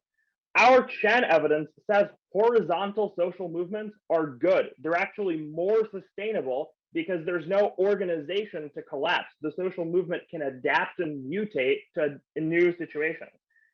Also, their evidence is about Black Lives Matter in the US, not about Taiwan. And we're the only ones with specific evidence about Taiwan. Third, they say social media movements do not provoke democratic values. This evidence is from 2010, before the sunflower movement, and it just gives some examples of social movements that have failed. But that shouldn't be the bar. Of course, some social movements will fail despite the advantages of social media. But social media makes them more likely to succeed, which history proves. I explained that earlier. Fourth, they give the CIA example. The CIA is not in Taiwan. What is the equivalent agency in the Taiwan government that is infiltrating social movements and killing opposition leaders? I can't think of one, and history proves that's not happening because social movements in Taiwan are very effective. Also, this is ancient history. It was solved by Snowden, which, guess what, set off a social movement coordinated through social media.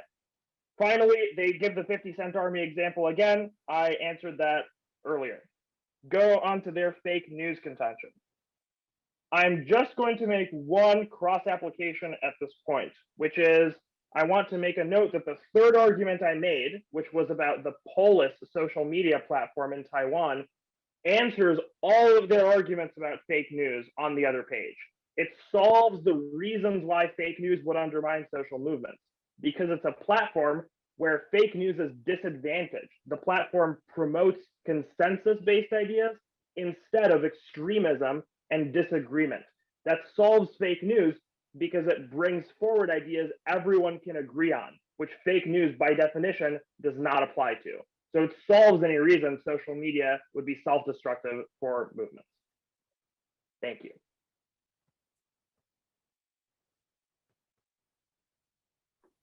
All right, this one was probably a little trickier to flow because the organization and structure was more complicated. Pop quiz. How many things did I say about argument number 1? 4. I had 4 responses. What was the third response?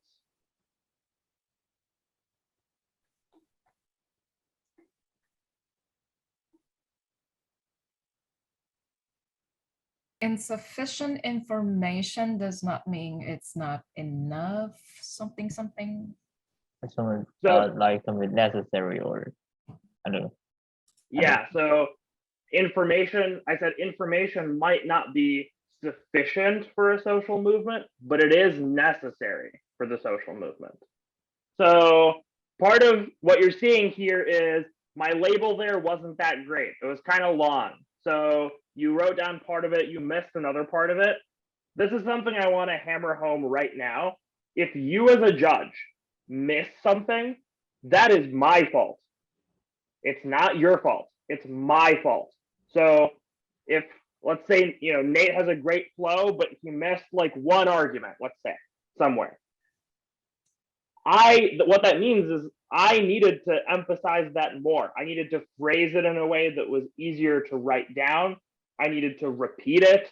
If I care about this thing, I need to communicate it to the judge. That's all that matters. If the judge doesn't remember an argument I made, it's like it never happened, right? And that's good. Debate is about talking to people. It's not about being a computer and trying to like outmass and outwit other people. If the judge doesn't understand what I'm saying, I need to do better. So it's as simple as Number that. 3 was the only one where I put a question mark. On my notes, I've got a question mark for number 3 right there, because I wasn't quite sure what you were trying to say, but I marked line something question mark. So just pointing that out. But for debaters, really quick, if a judge says they missed something, that doesn't mean they're a bad judge like that. So I appreciate you saying that, because I have said things to like debaters where I'm like, I might have missed something, and they're like, how could you miss my thing? And I'm like, excuse me, you didn't make it clear. But anyway, a lot of finger pointing there. So thank you so much for pointing that out, Anthony. Yeah. We've hit on this before, but the judge is always right, because the judge is who decides who wins. It is impossible for the judge to be wrong. All that's possible is you failed to convince them to vote for you. So once again, I want to emphasize the organization of my speech was critical to making this make sense. If I didn't number, so actually I numbered at the beginning and I stopped numbering towards the end. Did anyone notice that the beginning was easier to follow than the end? Yeah, I'm sure you did. So as I was writing to try to like impose order, filled in my own numbering, because that would help me when I'm responding. But in the actual speech, that's probably something I should have done out loud. I should have numbered my other arguments to make them easier to follow. So this is where you can start seeing, this is where it's the flow of the debate that's coming in, right? So here is the debate about whether information or attention is more important, whether social media solves social movements. This is the debate about whether democracy is helped by social movements and activism. Oops. This is the debate about government crackdowns, right? So by having all of these debates separated out, it helps you stay organized and stay on top of what's going on. Questions about this?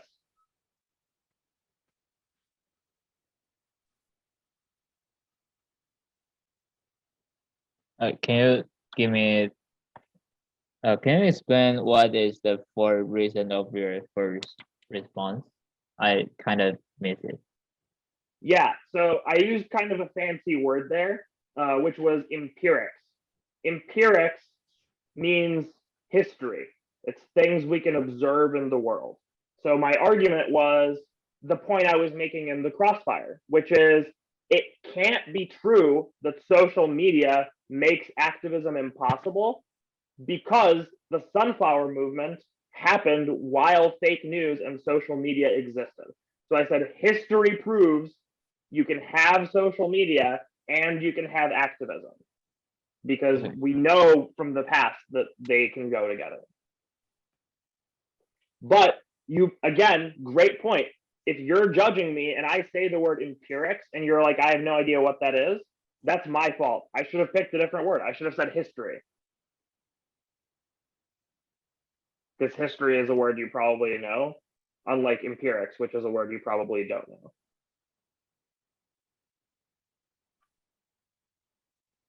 Other questions about this?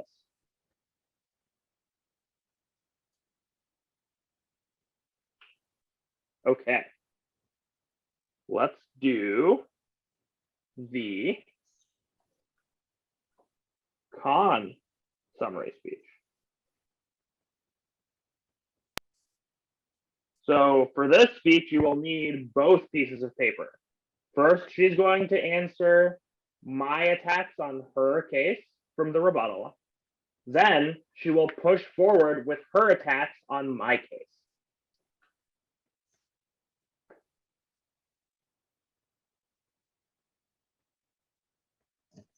All right, so to begin, first, Anthony says that there is no impact to fake news, that it does not affect outcomes and that votes are not changed. My first response here is that the impetus still exists, that the United States is the best example for how the social media creating false news, which then affects outcomes or affects parties and movements, happens and could happen in Taiwan. Which means that we need to be careful in Taiwan that we don't fall victim to what's happening in the United States with things such as the Tea Party that came about, the Pizzagate that happened, the storming of the US Capitol, which was completely organized through social media as well. Next, he says that activism turns fake news. This is not incorrect. Activism does not turn fake news. Activism can be born out of fake news and often is born out of fake news and fails or creates more problems. Anthony tries to convince you that it is this alternate commons of communication and community that creates democratic ideals. But it's also these alternative commons that create the scary dark web areas of the world where people organize and create the parties or the groups that are meant to or try to overthrow well-meaning governments. Social media is not just Facebook and happy-go-lucky. It also exists in the deep recesses of Reddit and other websites that are harder to access for everyone unless you know how algorithms work, which I don't. Anthony claims that this outweighs the impact about TV and mainstream news spreading more fake news. And while this may be true, it is only possible for us to be able to really check what's going on in the traditional news source because it's much more accessible, because it's easier to watch TV than it is to access the internet at all times. It's easier to get a paper or see the headlines than it is to always be on social media and track everything that's happening on social media. Also, social media is ripe for the ability to just make a comment based on your own opinion that has nothing rooted in real factual logic that's occurring. This is exactly how Pizzagate happened in the United States.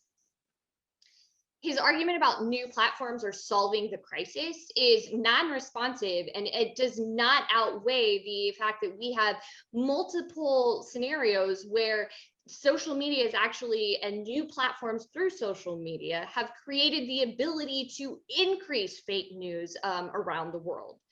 Next, Anthony says that there's no impact because people don't distrust democracy. This is a big thing. Trust of democracy does not mean that the democracy is a true democracy. It does not mean that the democracy is a good democracy or that it's actually happening. This is important for two reasons. Social media allows for us to be told misinformation. It is not just individuals, But governmental groups can use social media to spread misinformation about other political parties, to incite anger against serial policy failures, as Anthony so eloquently put it. Next, the social media can be used to try and create a world or a picture of a country where there is a democracy, but it's more authoritarian than democratic. Just because you trust that democracy is good does not mean that you live in a democracy or that your government is acting as a democracy, which means that we need to avoid social media. Anthony admits to this, that democratic trust does not equal democratic values, which means that social media has the ability to destroy. Finally, please remember when I tell you the government uses groups and individuals to infiltrate social media and to infiltrate movements themselves, to fracture them apart and make them fail. Longevity is the best way to view success of a movement. How long can something last, and how long does that change exist? Anthony keeps trying to cite the sunflower movement. We don't have enough information, enough time has not passed to know if they are actually going to be long-term successful in their movement, or if the Chinese government or other governments are going to be able to infiltrate, destroy, and make the sunflower movement look like a serial policy failure. Thank you.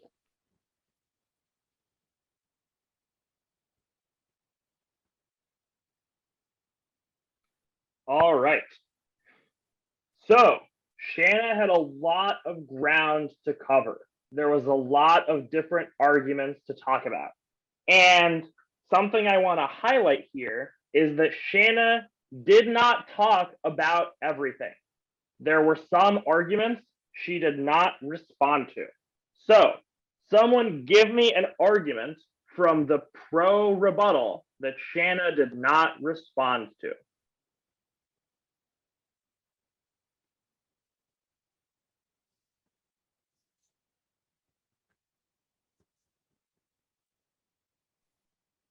I don't know, but there is something like telling what the information educate people. Yeah, so I think we're talking about the same thing. So the fifth argument from the pro rebuttal, does someone remember what that was? The fifth argument. No legal control. Yes, it was about legal controls are not a problem, because the way Taiwan fixes social media is not repressive. Taiwan sends out educational materials. Taiwan partners with social media. It's not repressive. It doesn't cause authoritarianism. Shanna did not respond to this argument. That is okay. She did this on purpose because she's just choosing not to go for her legal controls argument from her constructive. She's choosing instead to focus on her main argument about how fake news spreads misinformation. So that's an example of a choice that you can make, right? The reason why there were two separate arguments in the constructive was to give Shanna the flexibility to pick one or the other to save a bunch of time, so she wouldn't have to talk about everything in the debate. So she could narrow her focus to just some stuff. I just wanted to, real quick before we move on, intervene right there. Think of contentions or different whole arguments as exits out of a burning room. Sorry, I saw myself get big when you hit share screen. And so every argument that I give is one that could win me the round, right? So just like in a burning room, you don't want one option to leave. You want as many as possible. That way, if one burns down, like my argument about legal control, I still have another option out of the room. Does this make sense? Hopefully. That's all I got. I love that metaphor, and I use it all the time now. I've actually stolen this. Yes. Okay. Here's what I have.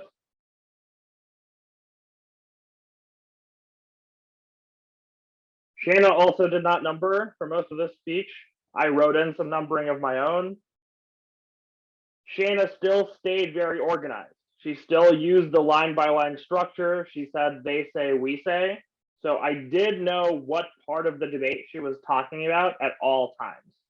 But no numbering, which, you know, I thought it was fine, but it could make it a little harder to follow.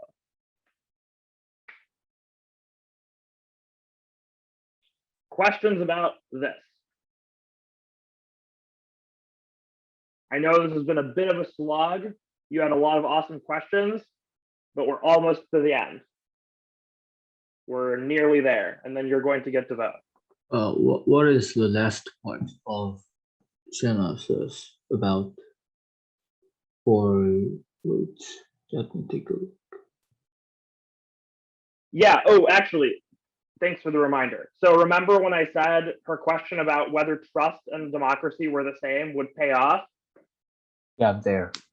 This is where it happened. She was like, this argument Anthony made about trust in the government doesn't matter, because even if you think your government is a democracy, it might not be, because the government might be using social media to trick you with propaganda into thinking you live in a democracy when you really don't. So that was a really clever application, and it was based on this earlier crossfire question that she asked me.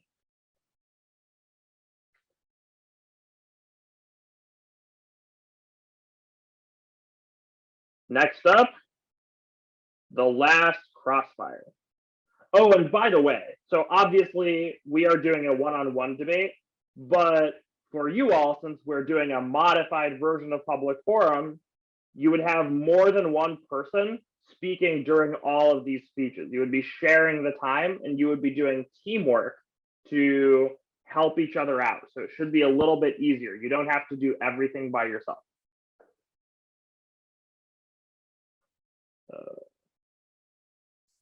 All right, let's hear the crossfire. Would you like the first question? Yes, thank you.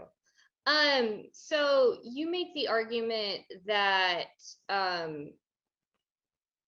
Snowden has solved all of social media's, or Snowden has solved the government infiltrating social movements completely. Can you explain this and a little bit more about how that's actually true, that he solved it all completely? There's no infiltration ever. Well, I was only responding to your example, which was about US intelligence agencies abusing their domestic authorities to infiltrate social movements. And that's been solved through the combination of the Church Committee, which spurred a variety of different protests targeting the abuses of power by J. Edgar Hoover and the FBI and the CIA. And Snowden was a social media oriented movement against the NSA, which also targeted the same kinds of abuses and worked because it spurred legislative restrictions on the government's ability to infiltrate social movements through the USA Freedom Act. My question for you is, so you talk a lot about the importance of longevity in determining the success or failure of a social movement. It's been nearly 7 years since the Sunflower Movement came forward with its demands not to sign a trade agreement with China. Taiwan has not signed a trade agreement with China of the kind the Sunflower Movement was protesting. How long do we have to wait until we think that this was success? Honestly, I can't give you an idea on that, because serial policy failure excuses are something that is used by different governmental organizations at different times. I would also argue that any free trade or trade deal that has been made with China has been some kind of disruption to the Sunflower Movement and is causing a little bit of insecurity in the trust of that the sunflower movement will continue to be successful. Well, the current government is pretty hostile to China overall, no? Yes, but that doesn't mean that they will maintain control in the next election. So we should just write off the sunflower movement because at some point, 20 years in the future, they might get rolled back. I'm not saying completely write them off. I'm saying be skeptical. Okay. Before we get into the line,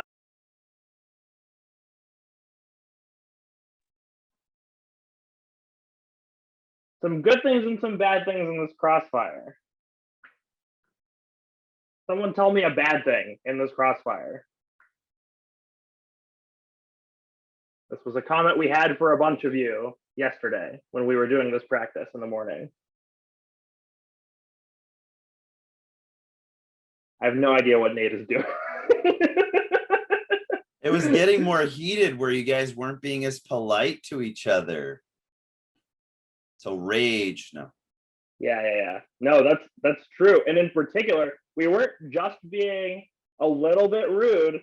I was also doing something that's, something else, which was I asked all these questions in a row and didn't let Shanna talk and didn't ask her for permission to keep going.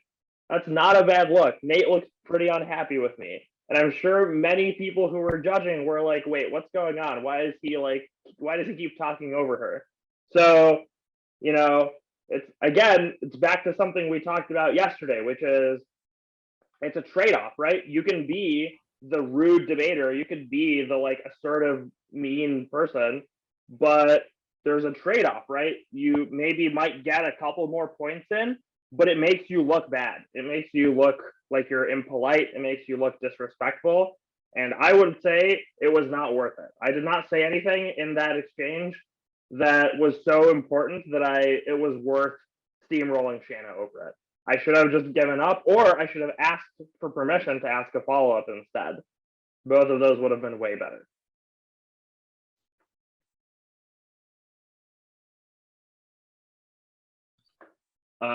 Yes, we have the final focus coming up now. Okay, questions about anything so far? We've got 2 last speeches to go.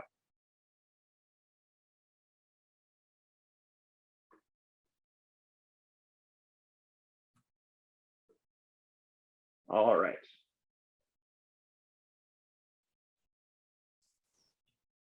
I'll back up a little bit because I accidentally didn't leave a pause there.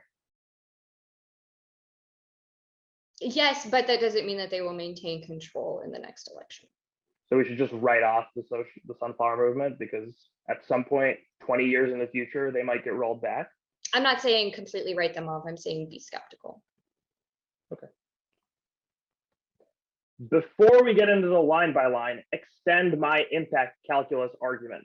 Shanna has conceded in the summary that activism is the main core democratic value. She draws some distinctions with trust, and she says trust isn't a core democratic value, but she never answers what is a core democratic value. Our answer to that is democracy is about people demanding change and therefore participating in the government process in their society. This doesn't have to work every time. The whole point of democracy is people will disagree with one another, and sometimes some groups will get ahead and other times other groups will get ahead. That's the beauty of the democratic process. Shanna's saying throw it out because sometimes social movements don't get all of their goals, or sometimes social movements wins get rolled back decades later. She says prefer longevity and be skeptical of government infiltration. She has no examples of government infiltration in Taiwan, which is a theme with many of her arguments. She has lots of examples about the US and other countries, but social movements in Taiwan are working. She says longevity should come first and that not enough time has passed. 7 years is plenty of time in my book. And there are many other examples like gay marriage that prove that the sunflower movement is not an isolated incident. But I want to flip that on its head. She assumes that social movements will get worse over time because bots will get better. The opposite could also happen, though. Social movements could get better over time by learning from the successes of the sunflower movement, and social media can get better at content moderation, which is proven by Polis, which has given us a model for how social media can avoid the pitfalls of the past. What this all really means is that none of the problems Shanna points out about social media are problems of social media. They're problems with bad social media, but social media is so indispensable for movement organizing through coordination, raising awareness, and promoting focus that it's not worth the trade-off, especially given how important activism is to the democratic process.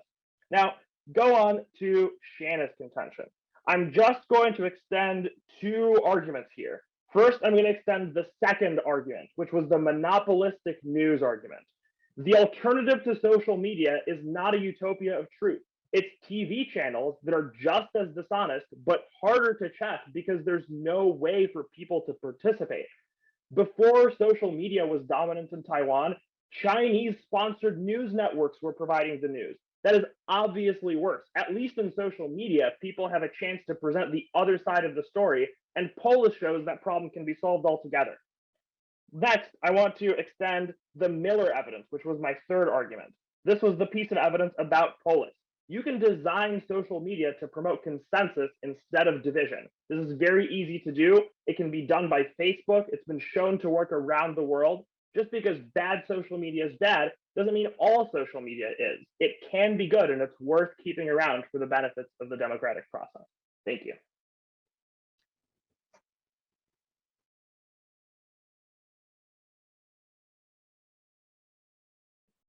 How do we do on the flow?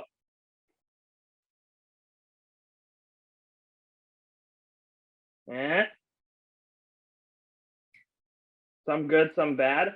So I definitely got sloppier on that. I was jumping around a little bit more trying to, and so I ended up flowing mostly all on one sheet as opposed to hitting both sheets to line things up. Yeah, so this is something that makes flowing a little bit more difficult at the end, because at the beginning you can kind of just flow straight down and people are answering all of the arguments. But at the end, like I said, we're making choices. So we're skipping around. We're not touching on every single part of the debate anymore because we're just focusing on the important parts. You might have gotten lost, and that's okay. But something you might have noticed is that as the speech was going, we were trying, and you'll see Shanna do this too. We're trying to use cues called signposting to tell the judge what part of the debate we're talking about. So remember when I said, now go on to Shanna's contention, that's a sign that you need to stop writing on the pro piece of paper and start writing on the con piece of paper, because now I'm going to talk about her stuff, right? I was using cues from line by line. Like I said, she says this, we say this, right? So it's a little harder, but it's still important to use these organizing terms. Otherwise, judges will get totally lost. And clearly, I could have done better with this too. Like the fact that people got lost means I wasn't as organized as I should have been. As I've been emphasizing so far, the more organized and the cleaner, the better.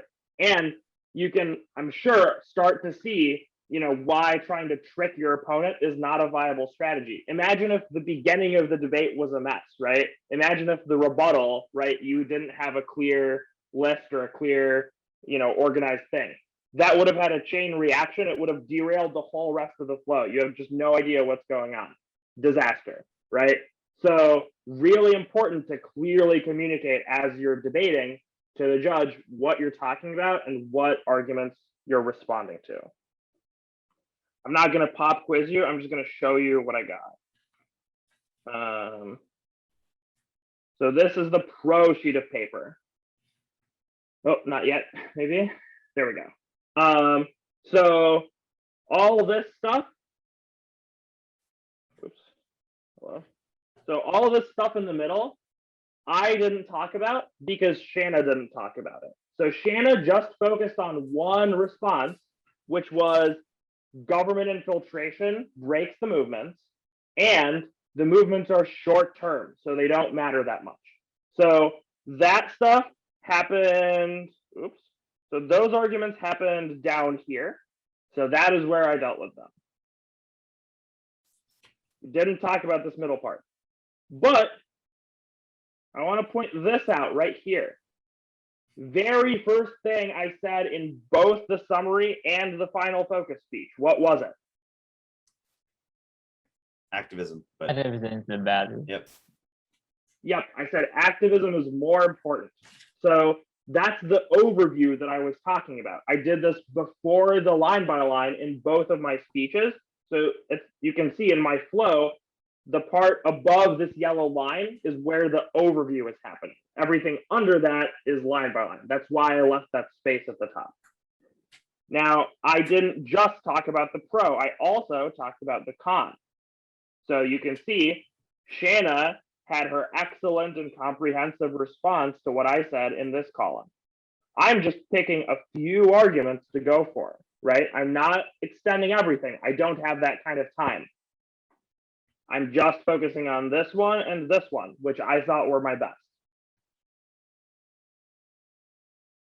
And to indicate where I was on the flow, remember, I tried to use both numbers. So I said I'm extending my second argument, so number 2.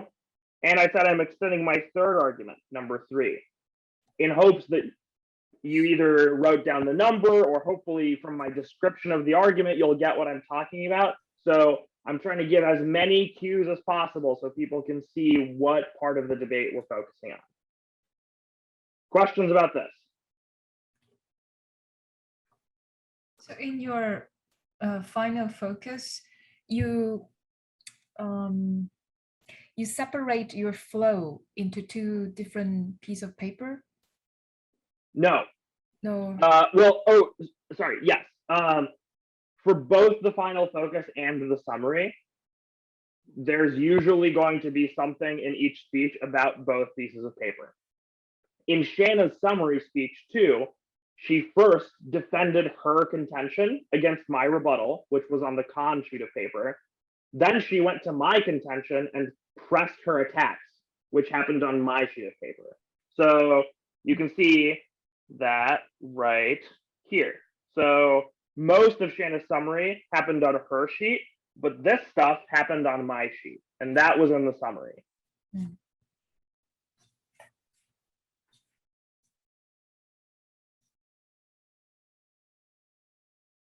Other questions? That's a good question.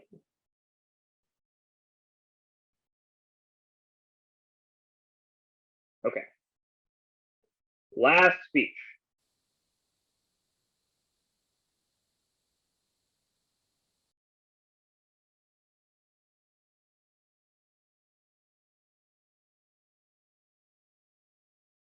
I want to start out with this. Anthony claims I'm saying that social media is bad and that we should throw it out completely. That is not my argument. I'm not arguing that social media should be abandoned because of fake news completely. I'm saying that social media should not be what we rely on to propagate, disseminate, and encourage democratic values because of the risk of how easy it is to spread fake news. First, we need to be wary of social media. China's 50 Cent Party, the storming of the US Capitol, which happened after Snowden, the Tea Party and Pizzagate, which happened after Snowden, show that social media extends the beliefs of fake news. And please remember, I tell you, and Anthony never responds to this, that social media is endless. There are too many platforms for someone or even a single person to be able to look at and check everything. Whereas at least with mainstream media, the number is smaller and it's more accessible. It's easier to pick up a newspaper than it is to always have access to every single social media site. This is why we should be using mainstream media for democratic values and for disseminating information, and especially when it comes to voting. Next, Anthony is touting the belief that Polis is amazing and has solved all of our problems.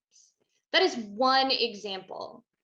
Reddit, Facebook, Twitter, all of the other random dark, small social media websites that exist that we may not know of because we are not within those social groupings, are what allow for there to be fake news. There is an echo chamber that exists within social media where we're not checking things, we're just believing things, and we are making our opinions and other people follow them. At least with mainstream media, we can check them, we can look at them, we can compare two different news sources to each other because we know exactly where those two news sources stand. This means that activism can still happen in a world where social media is not the main focus. But activism online risks easy infiltration and risks being splintered by the government from infiltrated groups. China's 50 Cent Party proves this 100% to be true in Taiwan. Anthony can give you the sunflower movement all he wants. Fine, it's one example. But there are still so many policy public issues that are being waged and discussed in Taiwan that have zero potential to come true because of the divisiveness on social media and the fake news that's being propagated. Therefore, I urge you to vote con and to stray from relying on social media as the way to promote democratic values in Taiwan. Thank you.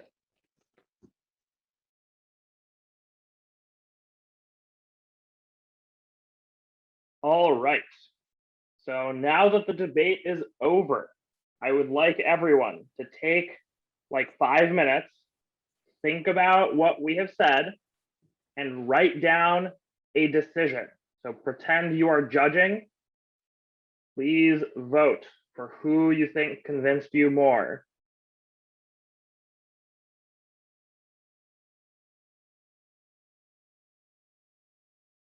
I'm going to give you some time to think about it. So don't type it up and send it to the chat because we want everybody to take some time to do it on their own. And we'll share in a little bit. Yeah, on your flow, write down, I vote pro or con because of these arguments.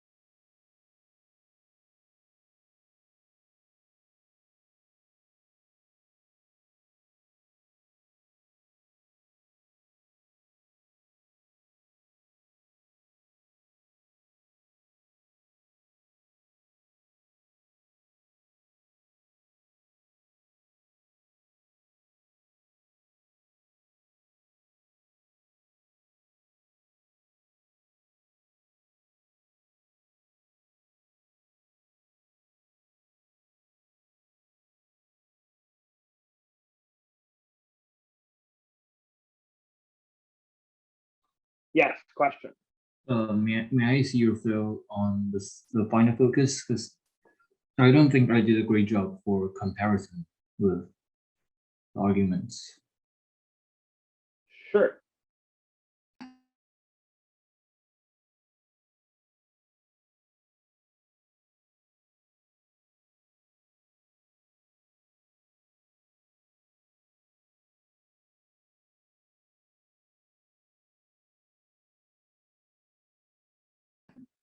Thank you. I'll take a look.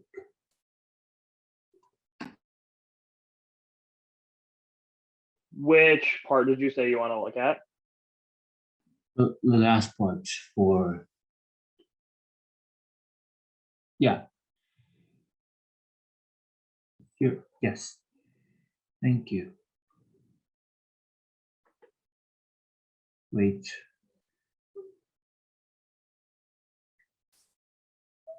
I got another question about how to really count points or how to make the decision, because each part have some hard to judge for.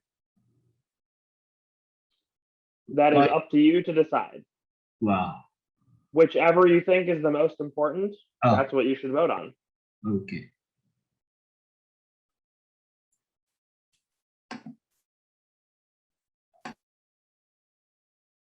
Shanna's in Taiwan and she gives glow sticks, so obvious. No, just kidding.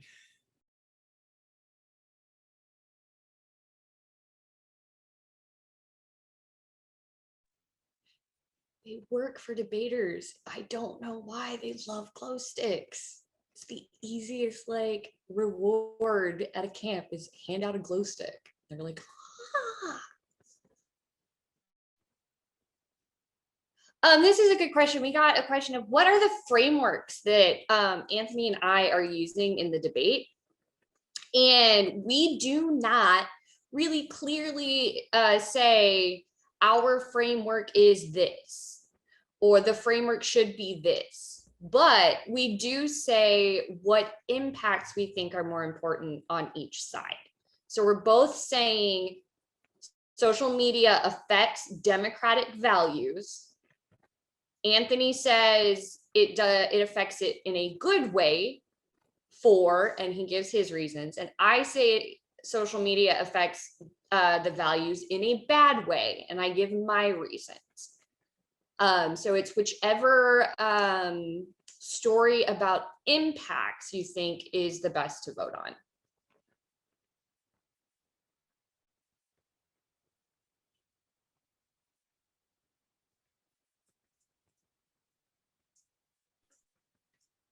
Let's say 2 more minutes to think. Then we'll start to share. Yeah, what's up? Yeah, when we're waiting for the final focus from Shannon, so she could say, well, my opponents misunderstand what I'm saying. My opponent, he did not answer my question. He only gave one reason for that. Well, that's fine. I mean, you could show, you could point out at the weakness of your opponent directly like that, because it seems to me that Anthony, you did not point out what Shannon lacked in a point. So would that be considered rude, or it could be part of the policy? No, that's not rude. It's just part of debate that we will point out parts of arguments that we think that our opponent didn't respond to. Like, of course, I'm going to say my argument's better than Shanna's. She's going to say her argument's better than mine, and that I was missing something, right? That's totally fine. The key is I'm not saying, hey, Shanna's so bad at debate because she missed my thing. I'm just saying, like, her speech did not address this point, right? I'm being super fair. I'm just pointing to kind of the facts, not making personal attacks. Same with Shanna. She's saying, like, oh, Anthony's completely missed the boat. Like, he pretended that I think social media should go away, but that's not true, right? But she's making a point about my speech. She's not saying Anthony's an idiot. He's a big dummy and you shouldn't listen to his arguments, right? That would be rude. So we're staying away from that. And good point. And Yeah. she could even say, vote for me. She could even say that. Oh, of course. Well, that's what you want the judge to do, right? So I train and tell absolutely all of my debaters. This is just something that I prefer as a judge. So this is why I tell my students to do it, that the last 15 or 30 seconds of their speech should always be, you look at the judge and you go, you should vote, insert your side. So for me, it was, you should vote for the con because, and then finish that sentence to explain why that is, right? So functionally pretend like you are telling the judge exactly what to write on their ballot. And for some judges love that because they'll be like, hey, they told me exactly what to do, so that's what I'm doing. The other team left it up to me to decide, and my decision was I'm going with the debater that explicitly tells me what to do. As long as I don't say, don't vote for Anthony because he's a poopy head and stupid, it's fine. Caleb, you had your hand up. Sorry, yeah. Yeah, I think I want to add in the definition of politeness is a little bit different. Like the difference between like countries and also cultures. So I think what that teacher was asking was like she feels like it might be rude. Well, in Chinese, it looks like it might be rude because apparently there's always the persistent question of face and giving them a way to leave the stage in grace. But the truth is the setting is the debate, and in debate we're trying to keep it rational but direct, so that is not impolite. So what Anthony was trying to say is as long as you did not attack the person personally, then it's okay. So like if the person didn't do a certain thing, like let's say in an argument, and you'd be like, okay, they talked about activism but then they lacked this, so that's why their argument was faulty. You could say that and it would not be penalized against you. Your students will not, like the judge wouldn't be like, oh, he's rude to Anthony. No, that's not how it works. Judges are supposed to see things as it is and not be like, oh, well, it was too direct. No. Too direct, the definition of in Mandarin when they say something is too direct is not exactly the same as impolite. So I just wanted to clarify that. Yeah, so to add to that, Caleb's right. Saving face is a huge thing, and I totally understand. But remember that controversy does not mean that it is always bad, right? Debate is controversial. My job is to always disagree with my opponent.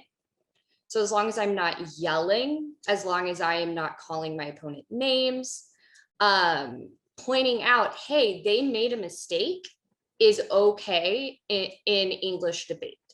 They will not, no debater will take it as a personal attack. It's just, and usually if a debater says they didn't do this, the other team's going, oh, I forgot about that. Gosh darn it. But keep in mind, this is a sport. And if you are playing a sport versus another team, we'll just, I play tennis or something like that.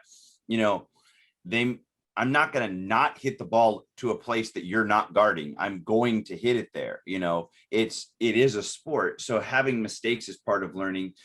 In debate, it's a sport with words, but you know, oops. And if you are taking offense from it, then you need to check yourself. When we gather to debate in person, a common tradition in debate is that after the round is over, the teams will go up to each other and shake each other's hands and say, good debate. That's something that, you know, unfortunately we've lost as we've moved to the online setting, but it's a really important habit, I think, for remembering what the spirit that we're doing this in is, which is, you know, we are not doing this because we hate each other. We're not doing this because I think she's wrong, right? We've been assigned to disagree with each other. We're playing a game. We're disagreeing from a place of mutual respect and admiration. And the reason we're taking the time to argue is because each of us becomes better through the process of other people challenging what we've said and what we think. So that's kind of that's why we do this, and that's the spirit of all of this. And so that context is very important for deciding what is polite and what is proper and what is not polite or not proper. So let's hear what you did. It is 12:15, almost 12:15. We need to get going so the kids can find out who their partners are. So all of that. Also, as a heads up, so I don't shake hands with anyone at debate tournaments anymore, and I haven't for a number of years because I'm scared of getting sick, because I get sick very easily. So what I always do is I do air high fives from like across the room and stuff like that. But even as a judge, I'm always like, hey, great round, good job, and so if you don't want to shake hands, you can absolutely say, hey, I'd rather do air high fives or like thumbs up or something, but always say, hey, great round, thanks for the debate, awesome job. Yeah, very, very true. It's about the mindset. It's not about the handshake for sure. Yeah, but handshakes are a big thing for a lot of people. Mindset is very important. Like you have to remember, like, it's not a formality. It's not like, oh yeah, thanks, and then when you leave, you're like bitching and complaining. Like, you have to remember why you're there, why you did the process, what the process meant, and in order to promote a more positive growing in atmosphere, this is how you do it. And quite frankly, English debate in Taiwan is not really big. If you want to really allow more people to play along with you and have fun, then you gotta promote a growing positive atmosphere. It's just as simple as that. Yeah, unless you want to be the only one of the few people. Oh, I did English debate, but then what good would it do for this country? That's also so think boring. about it. All right, so let's start with a couple students. Who would like to share who they voted for and why? Mind you, there is no right or wrong answer here. There is a very easy way to vote for pro or vote for con, and you're not going to offend Anthony or I. So what student would like to share which way they decided to vote?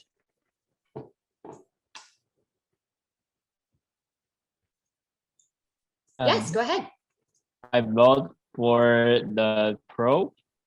Okay. And first, because the example that Shanna gave us is from other countries, and yeah, of course, you said that maybe the China example will 100% happen in Taiwan, but maybe I missed it, but I don't see the evidence you introduced, you quoted. Yeah, so that's the first reason. Okay, very good. And the second is about the 7 years. Is it a long term or a short term? And both of you guys doesn't come to a conclusion or have an agreement about 7 years is long or short, but I support the pro side.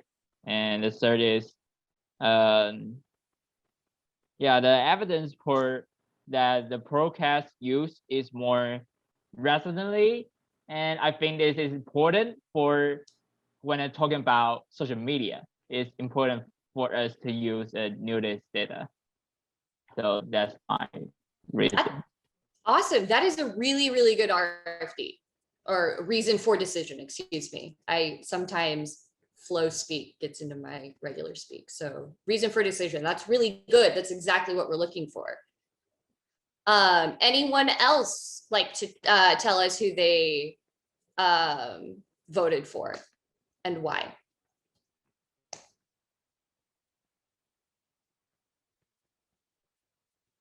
Come on, students, let's get one more of you. And again, while that was a good decision, that does not mean he was right. There is no right answer. He could be wrong. If you voted con, just because you heard his decision and you were like, oh, some of that makes sense, doesn't mean you were wrong, as long as you have your own reasons. So don't be shy. So let's start here. Let's do reactions from everyone. So green check is you voted for pro. X, red, is you voted for con. Just see what everybody did. Okay, got a couple cons, couple pros. Okay. See, there we go. This proves, just look at how everybody, look at all the different choices. This proves that's 100% what happens all the time. So someone who voted con, can you tell us why? This is also why there's always an odd number of judges, because Yes. there has to be. Yep, this is why the majority rules.